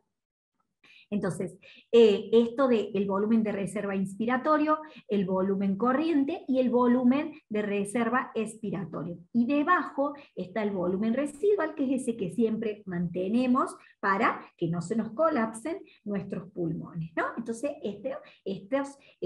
esto, por supuesto, cambia a lo largo de la vida, pero no de esta manera como cambia en los pacientes con lesiones medulares. Entonces, los pacientes pueden tener preservado un diafragma, con lo que tienen un volumen de reserva inspiratorio más disminuido, pero lo tienen. El volumen corriente, que es raro verlo cambiar en las diferentes enfermedades. En general, mantenemos el volumen corriente a lo largo de la vida. Lo que sí varía es que, como no tengo nada de fuerza a nivel de lo expiratorio, entonces el volumen residual disminuye muchísimo a expensas de aumentar el volumen residual. Es decir, esto que yo les digo a ustedes, soplen. Y ahora les digo, soplen un poco más. Entonces ustedes llegaron acá. Este paciente, vos le decís, soplen, y ya no puede más, porque no tiene músculos con que soplar. Pónganse, soplen todo, y ahora soplen de nuevo, y ahora traten de soplar. Les queda re poco. Para que ustedes entiendan, ahí está el lesionado medular. Y si Selmi me está viendo, acá está el cuadro que te debía Selmi, porque yo soy muy deudora de la gente, porque todos me piden cosas, pero yo trabajo, soy madre, veo a los pacientes, entonces no tengo todos los días tantas horas para poder responder a todas las preguntas, así que, pero siempre estoy dispuesta a responderles todas, así que ténganme paciencia que les voy a decir todo y les voy a encontrar todos los cuadros, los artículos, pero no llego con todos, porque la verdad que tengo muchas horas de trabajo y me gusta estudiar mucho, y entonces también me quedo colgada con algunas respuestas, porque también tengo que estudiar para todo esto que trato de mostrarles a todos, ¿no? Entonces, esto es lo que le pasa al lesionado medular, entonces yo tengo que encontrar la forma de ayudarlo a vivir lo mejor posible con esta alteración de sus volúmenes y sus capacidades. No siempre lo puedo hacer desde lo voluntario, a veces lo tengo que hacer también con algunos dispositivos, porque cuando este volumen de reserva inspiratorio está muy disminuido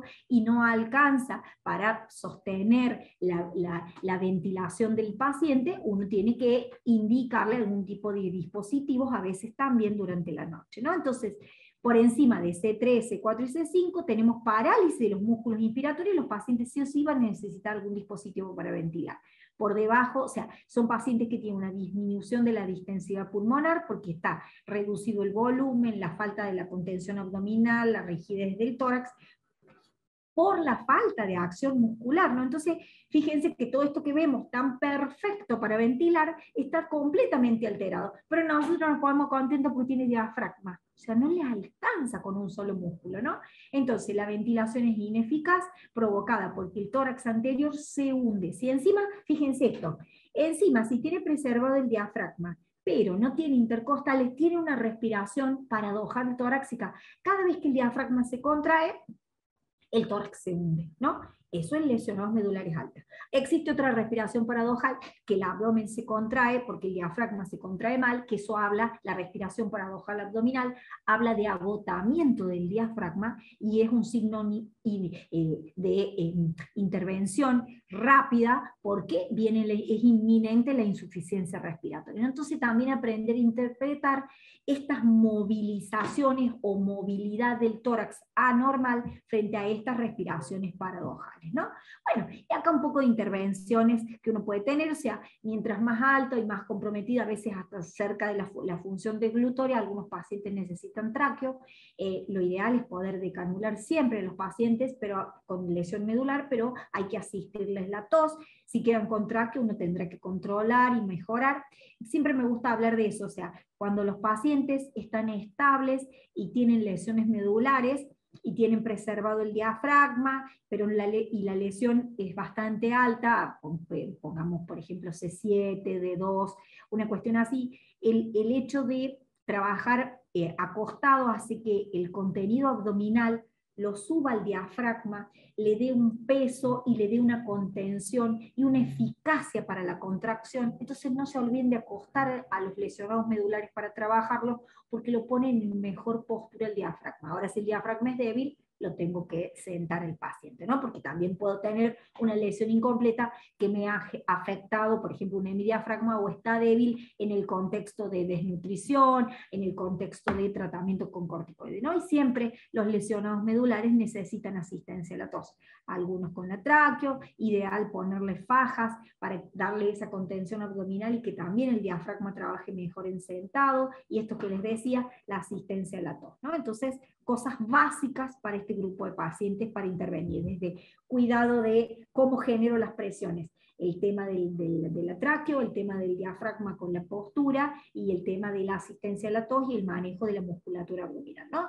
John Batch es uno de los que más ha estudiado esto y habla de esto, ¿no? O sea, cuando vos podés decanular a un paciente aunque tenga una lesión medular alta, ¿no? Entonces, él habla de esto, ¿no? Que, o sea, aunque los pacientes necesiten ventilación, uno los puede pasar a ventilación no invasiva, pero dice que uno los puede decanular siempre y cuando uno preste atención al mecanismo de la tos, ¿no? Entonces él dice que la capacidad de generar flujos expiratorios mayores a 160 litros por minuto espontáneos, o con ayuda mecánica, o con la ayuda de una bolsa de resucitación que hay que entrenarse mucho, permite mantener a los pacientes con soporte ventilatorio no invasivo, no necesitando una traqueostomía, ¿no? Quiero leer la pregunta.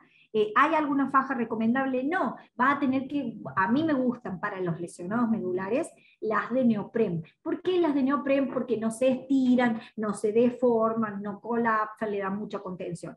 Lo que sí hay que fijarse, de acuerdo al tamaño del paciente, la altura. Nunca las fajas tienen que llegar hasta la línea mamilar, tienen que estar por debajo o a la altura de las últimas costillas, tiene que ser abdominal, ¿no? Para darle la posibilidad de, digamos, de expansión al tórax con la ventilación, ¿no? Entonces, no tengo ninguna para recomendar, la que consigan. Ahora hay unas de una lycra sumamente dura que es muy buena. Las fajas con ballenas suelen ser a veces muy altas, tienen que ser bien bajas, y esas ballenas posteriores que le dan un control distinto al tronco, no tengo problemas, sí, también funcionan, siempre y cuando uno las pueda cruzar y no sean demasiado altas, ¿no? Por eso le digo demasiado altas. No tienen que llegar a las axilas. Hay gente que le pone la faja y lo pone al paciente duro. Fíjense que si yo le pongo una faja hasta la altura de las axilas, comprímanse ustedes el tórax y van a ver que no les queda nada para ventilar, ¿eh? Entonces por eso la faja tiene que ser baja, ¿no? Entonces no tengo ninguna para aconsejar. Compren la que encuentren, incluso las fajas comunes esas de cirugía abdominal también sirven, la cortan a la altura que el paciente la necesita, o la pueden doblar porque no les va a resultar ningún inconveniente. ¿Cuál es el tema? Mientras, si la lesión medular es completa, el paciente no tiene sensibilidad, entonces no se va a quejar si la faja está doblada, si está torcida. El tema es que si yo le tengo que cuidar la piel al paciente, acuérdense todas estas otras respuestas vasovagales que se producen por la compresión de la piel, por todo ese otro tipo de lesiones que uno le pueda generar, y eso, esa famosa disfunción autonómica que sufre el lesionado medular, que también se lo puedo generar desde lo respiratorio, ¿no? Entonces, sumamente importante entender que yo los puedo decanular siempre y cuando pueda ventilar, ¿no? Entonces, bueno, cuando uno piensa que tiene pacientes con tráqueo, que les decía, complica esto de ese sello de las presiones para la vía aérea, para generar la ventilación adecuada, además de la defensa de la vía aérea. Uno dice cuáles son, dice una esquematización de pautas seguidas para una decanulación exitosa en una enfermedad neuromuscular, ¿no? Porque en general la mayoría de nuestros pacientes tienen un comportamiento neuromuscular y tiene que ver con eso, normalizar la hipercapnia y mantener niveles normales de saturación de oxígeno, ¿no? Mejorar esa reexpansión tóraco-pulmonar. Por eso uno tiene que trabajar mucho el tórax de los pacientes en el contexto del tronco. O sea, no es como que solo miro acá, sino que trabajo las rotaciones, trabajo las lateralizaciones.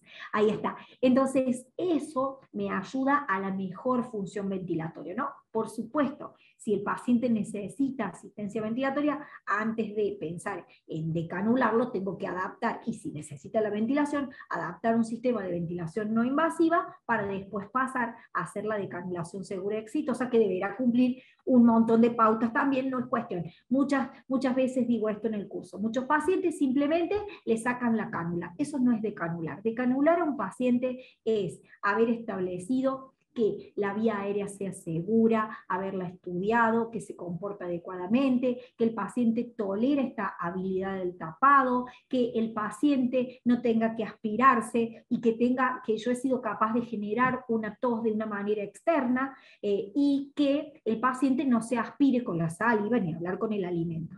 Muchísimas veces se le saca la cánula, a los pacientes se los termina aspirando por el ostoma, el paciente está con falta de aire, lleno de secreciones, nadie le asiste la tos, los ostomas terminan abiertos, y al final, ¿ese paciente fue decanulado?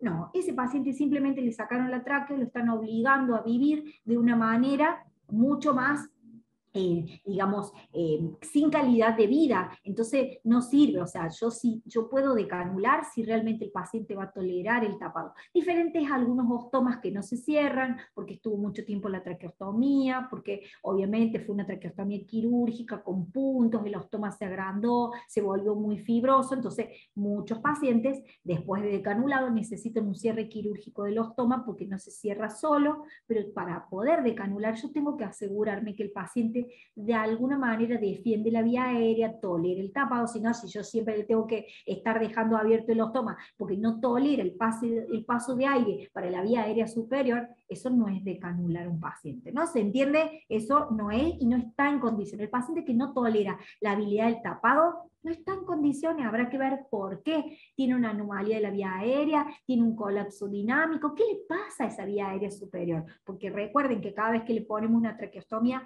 desfuncionalizamos toda la vía aérea superior. Entonces siempre digo el mismo ejemplo, es como si yo le pusiera un yeso a una pierna y después pretendo un brazo y pretendo que funcione normal, que pise, descargue peso, cuando ha perdido toda la musculatura, ¿no? Entonces con la vía aérea pasa lo mismo, ¿no?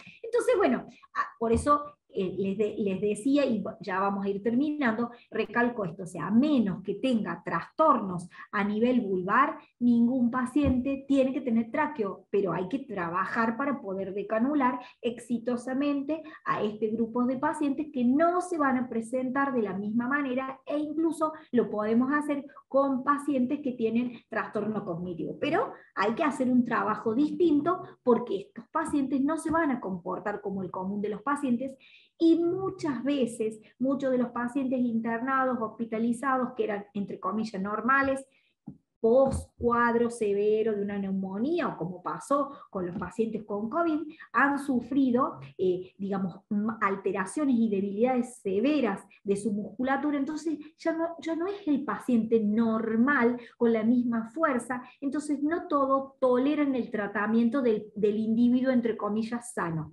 Todo paciente que ha estado mucho tiempo intubado, ventilado, en cama, con corticoides o con algún otro tipo de medicación, siempre tiene alguna debilidad, entonces yo tengo que pensar distinto, que puedo también tener una decanulación dificultosa y puedo tener que, digamos, recurrir a otras instancias de un poco más de tiempo, ¿no? Y el análisis correcto me va a llevar a esta decanulación exitosa. Pero si no, la mayoría de estos grupos de pacientes podrían, si hace falta ayudarlos en la ventilación, tener algún tipo de soporte no invasivo sin necesidad de una traqueostomía. Entonces, ¿qué hacemos con todos estos pacientes?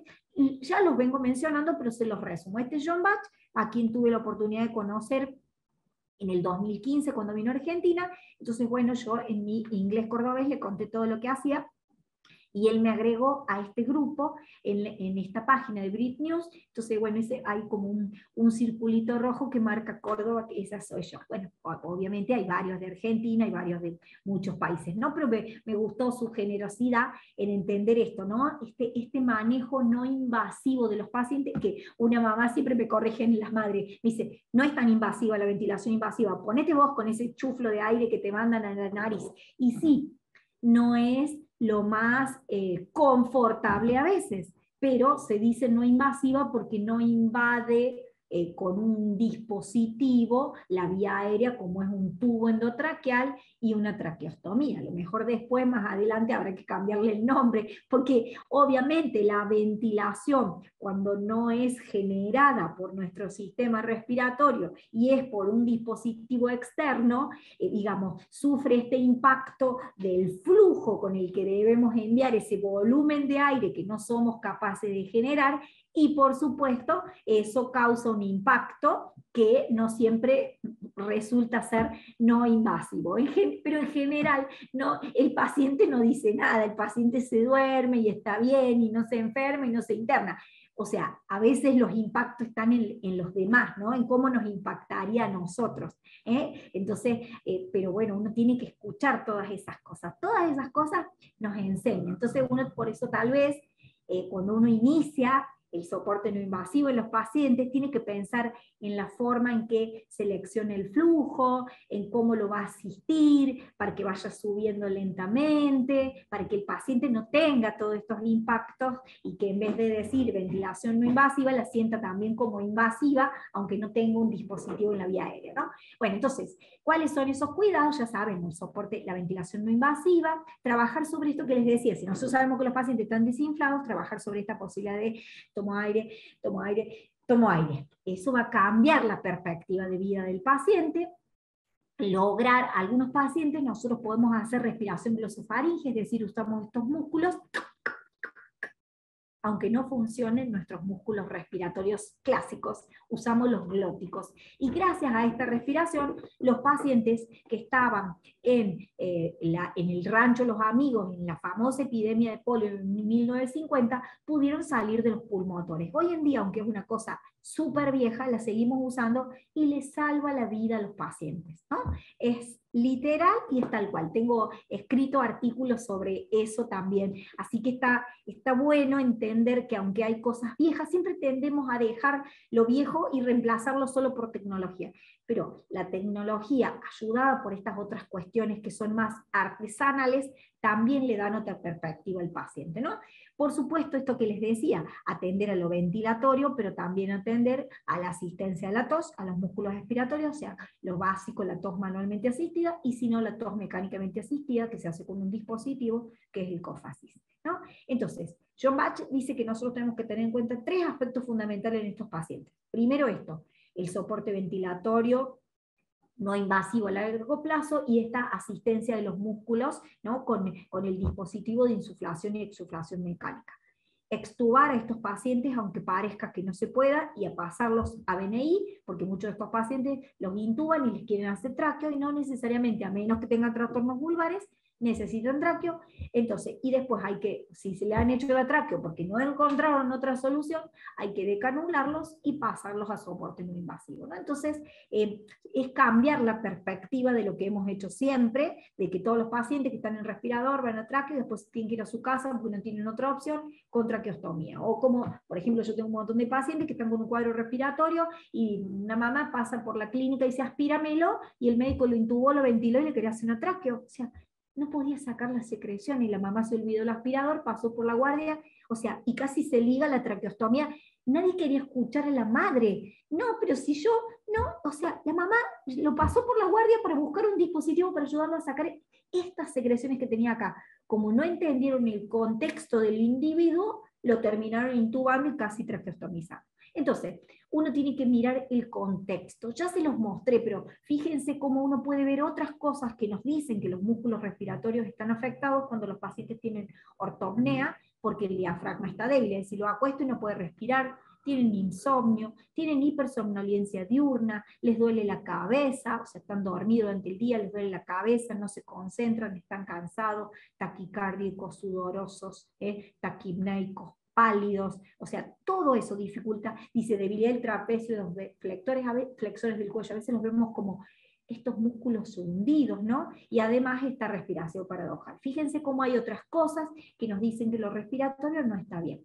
Y después a nivel vulvar, un montón de secreciones que pueden ser orofaringe u orales, debilidad de la lengua, parálisis del velo del paladar, postnasal y tos debilitada, ¿no? Entonces, miren cuántas cosas nos dicen, sintomatología de los pacientes que nos dicen que los grupos musculares respiratorios están afectados. Ustedes ya están hacia esta altura, ya falta poco.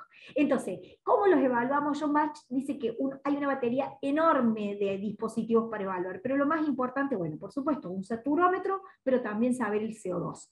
Hacerle al paciente, si se puede, una espirometría para saber la capacidad vital, acostado y sentado, y si es muy pequeño, medir la capacidad vital del llanto, y hasta hay todo una tabla para conocer cuántos mililitros hablan de pronóstico para el manejo ventilatorio de los niños sumamente pequeños según la caída de la capacidad vital del llanto, ¿no?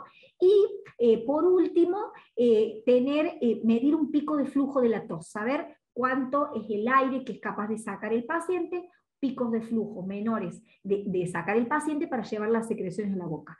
Picos de flujo menores a 160 litros por minuto hablan de fracaso en la extubación, hablan de fracaso en decanulación medido en la boca, y hablan de que es un paciente que frente a cualquier cuadro respiratorio se va a llenar de secreciones y no lo va a poder sacar. Por eso todos estos pacientes necesitan algún tipo de manejo o asistencia de la tos.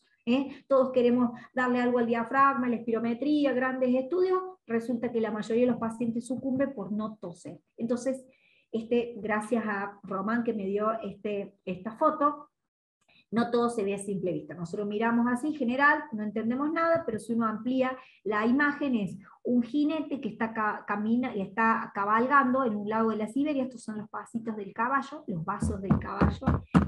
Entonces, con vasos se llaman la estructura con la que apoya la pata del caballo, y generalmente es donde se le ponen las herraduras para que puedan tolerar los diferentes terrenos. Entonces, no sé, en los caballos en el hielo la herradura no debe funcionar, esa la usamos en otros terrenos. Entonces, fíjense, no importa cuánto sé de caballos o del manejo del caballo según el terreno, sino que tiene que ver con esto de que no todo se va a simple vista, ¿no? O sea, uno mira al paciente y mira con lo que sabe, y tiene que pensar un poco más que pueden estar sucediendo estas cuestiones respiratorias, ¿no? Entonces esto que parece como un bultito ampliado termina siendo un caballo con un jinete, ¿no? Entonces, cuidado con esto. ¿Y cuáles son los cuidados? Yo presto atención al desarrollo de la caja torácica y los pulmones porque eso impacta en la calidad de vida, pero además tengo que evitar estas complicaciones derivadas de la debilidad tusígena y tratar la hipoventilación, porque si no lo hago, mata a nuestros pacientes,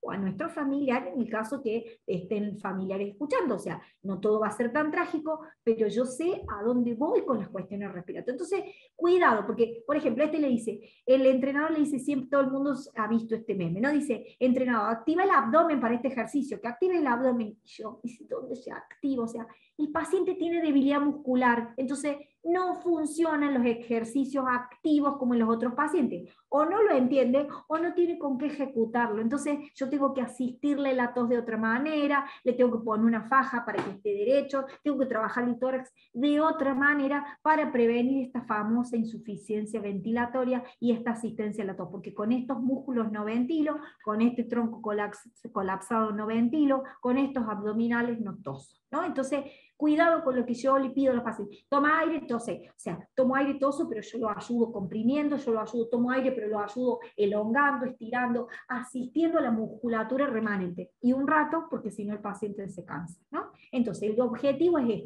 prevenir ese fallo respiratorio, que es más común de lo que vemos, que no estén internados y que no terminen intubados y traqueotomizados. Pero el trabajo diario es esto, mantener la compliance, que es esa distensibilidad tanto de la caja como del tórax, esa elasticidad de los pulmones y de la caja torácica, que eso es un trabajo artesanal de nuestras manos, y es diario, y se le enseña a la familia. Maximizar esos flujos de las tos, que encontraré con qué dispositivo, para mantener la ventilación durante todo el día, ¿no? Entonces, nosotros tenemos muchas veces desde la rehabilitación la expectativa de que voy a desarrollar los músculos, y hay pacientes que no pueden desarrollar sus músculos porque genéticamente no pueden o porque no van a tener las conexiones. Entonces, hacer que este individuo con su contextura funcione lo mejor en lo respiratorio, ese tiene que ser nuestro objetivo. Que muchas veces, a veces me dicen, no, bueno, pero tiene una ELA, vos tenés que fortalecer los músculos respiratorios. Y yo lo miro. ¿cómo le voy a fortalecer los músculos respiratorios? No los tiene, no los va a tener, y cada vez va a estar peor. O sea, yo tengo que tener un COF así si tiene una ELA, y va a llegar un punto donde el paciente tenga colapso de la vía aérea. Si la ELA es vulvar, va a ser más temprano; si la ELA es ascendente, va a ser más tardío, pero en algún momento probablemente necesite la traqueostomía porque se va a afectar lo vulvar. Entonces, basta de crear falsas expectativas de que le voy a crear músculo para que esté fuerte y esté bien, porque a menos que reciba un tratamiento específico, que no siempre va a terminar generando el individuo hipertrófico o el tórax ese del individuo ideal para ventilar correctamente, ¿no? Entonces, ¿qué voy a tener? Recurso básico, económico, accesible, una bolsa de resucitación manual, que la encontraré cuál es el tamaño para mi paciente: menos de 1 año, bolsas neonatales; entre 1 y 9 años o 30 kilos, bolsas pediátricas; más de 30 kilos o 10 años, bolsas de adultos, ¿no? Eso me sirve para ventilar, y se hace todos los días, porque el problema respiratorio dura 24 horas, para reclutar esos alvéolos que se pueden colapsar, para ayudarlo a eliminar las secreciones porque aumenta el volumen y genera flujos expiratorios para toser, para que puedan crecer el tórax y los pulmones.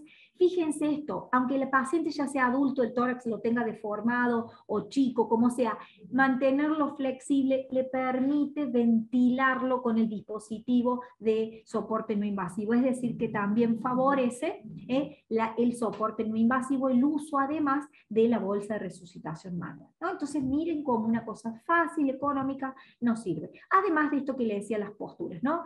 Los pacientes en general con Duchenne tienen debilidad del diafragma, por lo tanto no hay que tenerlos acostados o trabajarlos en supino porque el peso de las vísceras los pone en desventaja.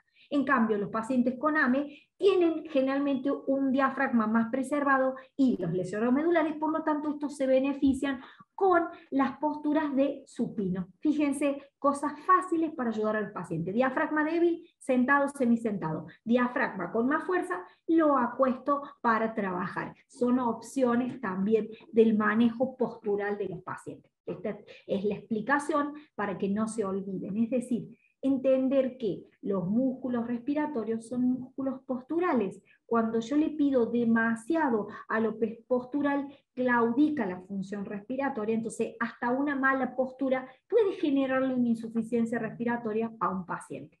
Siempre estos pacientes tienen debilidad para toser, por lo tanto van a tener cuadros respiratorios, aunque sea un cuadro simple, se les va a complicar y se va a hacer un cuadro respiratorio más complejo y van a necesitar el tratamiento antibiótico precoz. Ahí tengo uno dando vuelta, que no, que vamos a ver, que no, que es todo alto, que nada, los pulmones están bien, hasta que estos mocos que no puede sacar se terminen infectando, y el antibiótico de acá a 1 semana, con el paciente más cansado, más débil, sin ir a la escuela, sin ir a rehabilitación. O sea, los pacientes con estas condiciones sabemos que van a tener secreciones, sabemos que el cuadro virósico se va por juntar secreciones se va a transformar en bacteriano, por lo tanto necesitan antibiótico precoz. Pero bueno, cuesta. Entonces, se sabe que no les sirven los expectorantes, se sabe que no les sirven los mucolíticos. Tengo que asistir la tos y no puedo estar el kine que va a la mañana y a la tarde esperando el pobre paciente toda la noche. De hecho, relatos de grupos de terapeutas, no, la enfermera no lo tiene que aspirar, solamente el terapeuta a la mañana, y el paciente tremendamente lleno de secreción. O sea, la tensión respiratoria de estos pacientes dura 24 horas, porque es cuando el paciente lo requiere. Por eso son caminos difíciles, no son caminos nada fáciles, pero cuando uno encuentra ese camino, lo ayuda a ventilar, eso evita que el paciente acumule secreciones y lo asiste más seguido en las intercurrencias. El paciente tiene mejor calidad de vida y no está tan enfermo, ¿no? Bueno, simplemente anecdótico, ya quiero ir terminando porque ya llevo 2 horas. Entonces, bueno, esta es una paciente, me dice la mamá, está con un poquito de secreciones, llévenla al médico porque no la veo bien, no la llevaron al médico ese día, a la madrugada me llaman que la estaban por intubar por esta neumonía, entonces yo digo, no me la intuben, no, porque después me le hacen tráqueo. Una paciente con una AME grave, en esa época no estaba grave, no, con mucha debilidad, es tipo 2, pero con mucha debilidad. En ese tiempo no estaba operatoria la columna y no estaba ventilada de noche, entonces le dije, espérenme, yo le voy a ir a asistir la tos, la voy a ayudar, y con soporte no invasivo la sacamos adelante. Ven cómo la acosté para asistirle adecuadamente la tos. Entonces, porque todos la sientan, le hacen nebulizaciones con oxígeno y broncodilatador, lo cual el paciente no saca ni una sola secreción porque el paciente no puede hacer esto. El paciente está... Entonces tengo que asistir la tos efectivamente, y bueno, de esa manera, después de esa internación, quedó con soporte no invasivo, nocturno, más todo, bueno, programa de asistencia a la tos lo teníamos, pero llega un punto donde los músculos respiratorios necesitan más ayuda. Y cuando uno le pone la ventilación, después tiene que ir modificando, cambiando los parámetros, pero habrá que ver, porque también esto, o sea, el tórax está raro, pero habrá que ver si es eficiente. Pero fíjense que con el paso del tiempo, esto, después no puse acá la otra radiografía de control, pero cuando nosotros cambiamos los parámetros y se modificaron otras cosas del tratamiento, el tórax del paciente cambió y creció. Pero este es un niño de 3 años. A veces cuando ya son más grandes es más difícil. De todas formas, siempre hay que intentar poner la fajita, modificar, cambiar la postura, siempre. Pero no es un cambio que se ve en 3 meses, es un cambio que se ve en 2 o 3 años. Hay que ir dándole tiempo. Mientras tanto, que el niño no esté enfermo, que el niño no esté internado, que el niño pueda continuar en su casa con su familia y haciendo lo que puede hacer cada uno de acuerdo a las necesidades estas ventilatorias, ya nos habla de que no estamos haciendo las cosas tan mal, ¿no? Pero hay que ir modificando los valores, porque a veces, por ejemplo, se cambian las presiones pero no los flujos, y entonces eso no alcanza, ¿no? Entonces hay que ir viendo todos los parámetros. Entonces siempre hay que buscar el manejo respiratorio para que el tórax pueda crecer y uno encontrar el dispositivo. Por ejemplo, nos ayuda la bolsa de resucitación, nos ayuda, este es el alfa 3, alfa 200, que es un dispositivo que insufla, el COFASIS que insufla y exufla, porque además nos ayuda a toser, además de los distintos dispositivos de soporte no invasivo. O sea, está altamente documentado que si el tórax no crece, no crecen los pulmones. Estos son pacientes de John Bach, de Miguel Goncalves, que son los maestros con los que yo he tenido. Y fíjense, vaya si no crece, fíjense la niñita antes de ventilarse el tórax y después de ventilada, miren el tórax que tiene, ¿no? Yo los tengo medio tórax grande con todo el uso de la bolsa de resucitación. Entonces, prestar atención a estas otras cuestiones que van a complicar los respiratorios, que son extrapulmonares, como los problemas de la deglución, el reflujo, la nutrición, la patología espinal, el compromiso cardíaco y otras cuestiones. Es largo este capítulo, por eso también armamos un módulo de esto, pero nunca es el pulmón el que falla, sino que es en otro lado que me determina con el síntoma respiratorio, aprender a identificarlo. Entonces, nosotros tenemos enfermedades neuromusculares que tienen nombre y apellido muy conocidas, pero comportamientos neuromusculares que muchas veces nos negamos a mirar en este contexto de ese compromiso neuromuscular, porque obviamente cuesta mucho trabajo, ¿no? Y lo vemos en todo esto que también les he mencionado. Pero, por ejemplo, les muestro. Un EPOC. EPOC no es solamente que tiene el daño pulmonar, todo el daño neuromuscular que tiene afecta incluso más toda la funcionalidad pulmonar, pero la mayoría quiere hacer cosas para el pulmón, cuando el secreto, por eso se ideó la rehabilitación pulmonar, está en el entrenamiento físico, entre otras cosas. Por ejemplo, una enfermedad como una dermatomiositis, no es solo la piel dura, sino que eso impacta en el tórax, y también hay órganos como por ejemplo el esófago que se tornan duros, al no tener las contracciones peristálticas también afectan los respiratorios, es decir, no respiramos con 2 pulmones colgados en el universo, no, funcionamos con 2 pulmones insertos en un tórax, en un tronco, con un montón de musculaturas y un montón de interacciones para generar la ventilación, ¿no? Entonces, bueno, más que recomendado, de Víctor, el que más sabe en Argentina, enfermedades neuromusculares, este artículo lo dice, todo esto hay que enseñarle a los padres, a los cuidadores, no tiene que quedar en manos de una sola persona, ¿no?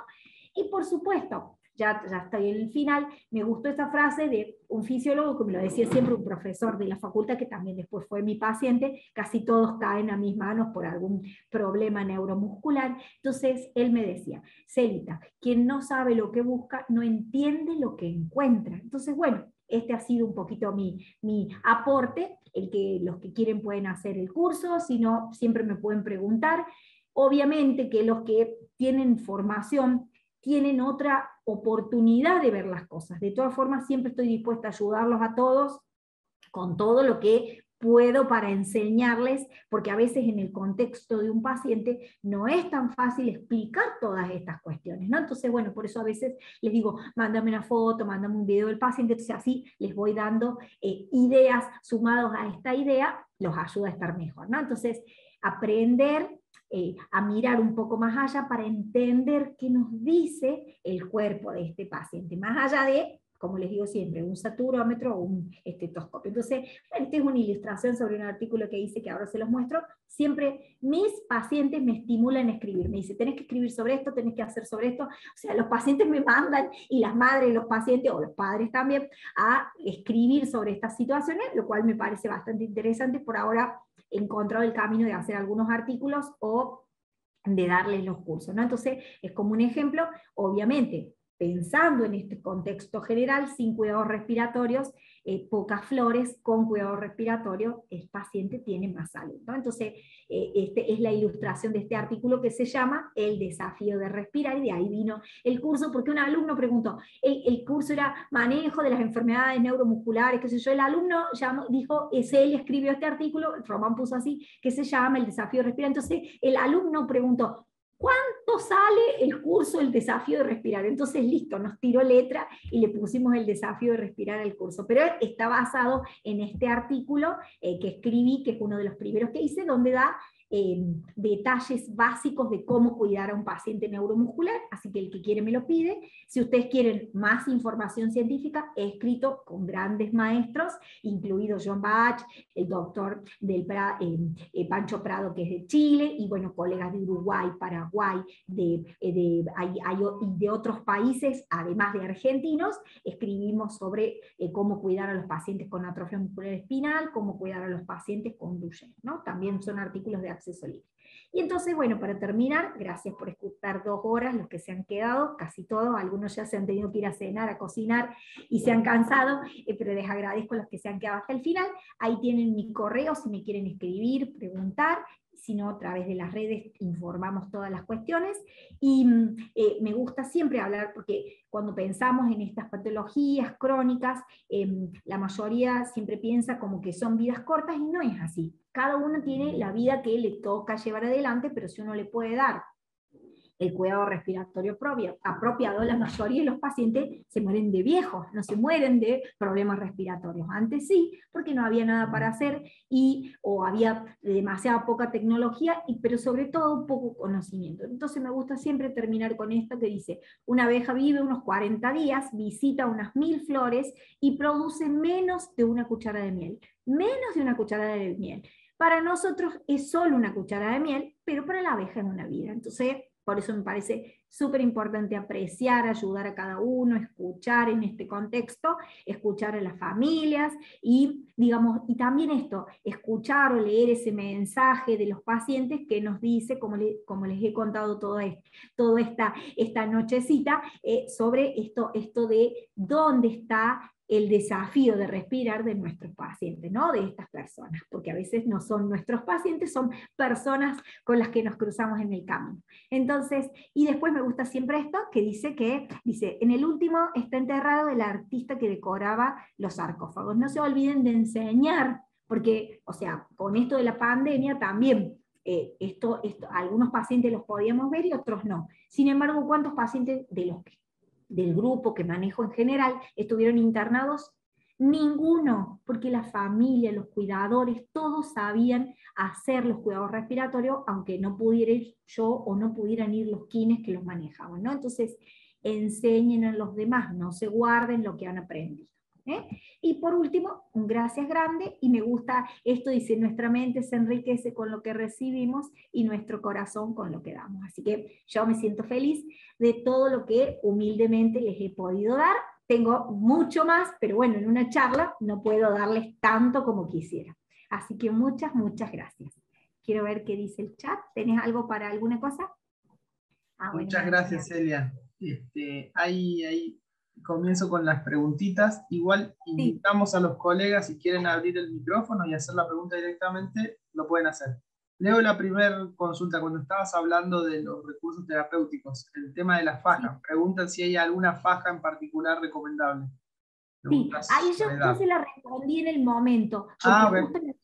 Sí, no, pero está bien, no hay ninguna, o sea, lo que es importante, por las dudas que alguno se sumó ahora, y le quiero responder, la faja no tiene que impactar demasiado en el tórax, tiene que ser baja y tiene que ser abdominal, y tiene que, o sea, y uno verá, por ejemplo, en el lesionado medular la puede tener todo el día, pero en los pacientes que tienen más debilidad diafragmática y que no sabemos, por ejemplo, un paciente con una parálisis cerebral o un paciente con una enfermedad neuromuscular, lo ideal es que lo use durante la terapia, porque al usar la faja abdominal expandimos más el tórax. Tiene muchas funciones la faja abdominal, a veces es postural y a veces es para generar mayor presión intraabdominal, otras veces para hacer que pueda crecer mejor el tórax, ¿no? Entonces, bueno, ahí está respondida. Pero no hay ni marcas ni nada, cada uno elige la que puede, la que encuentra, la que tiene en su país.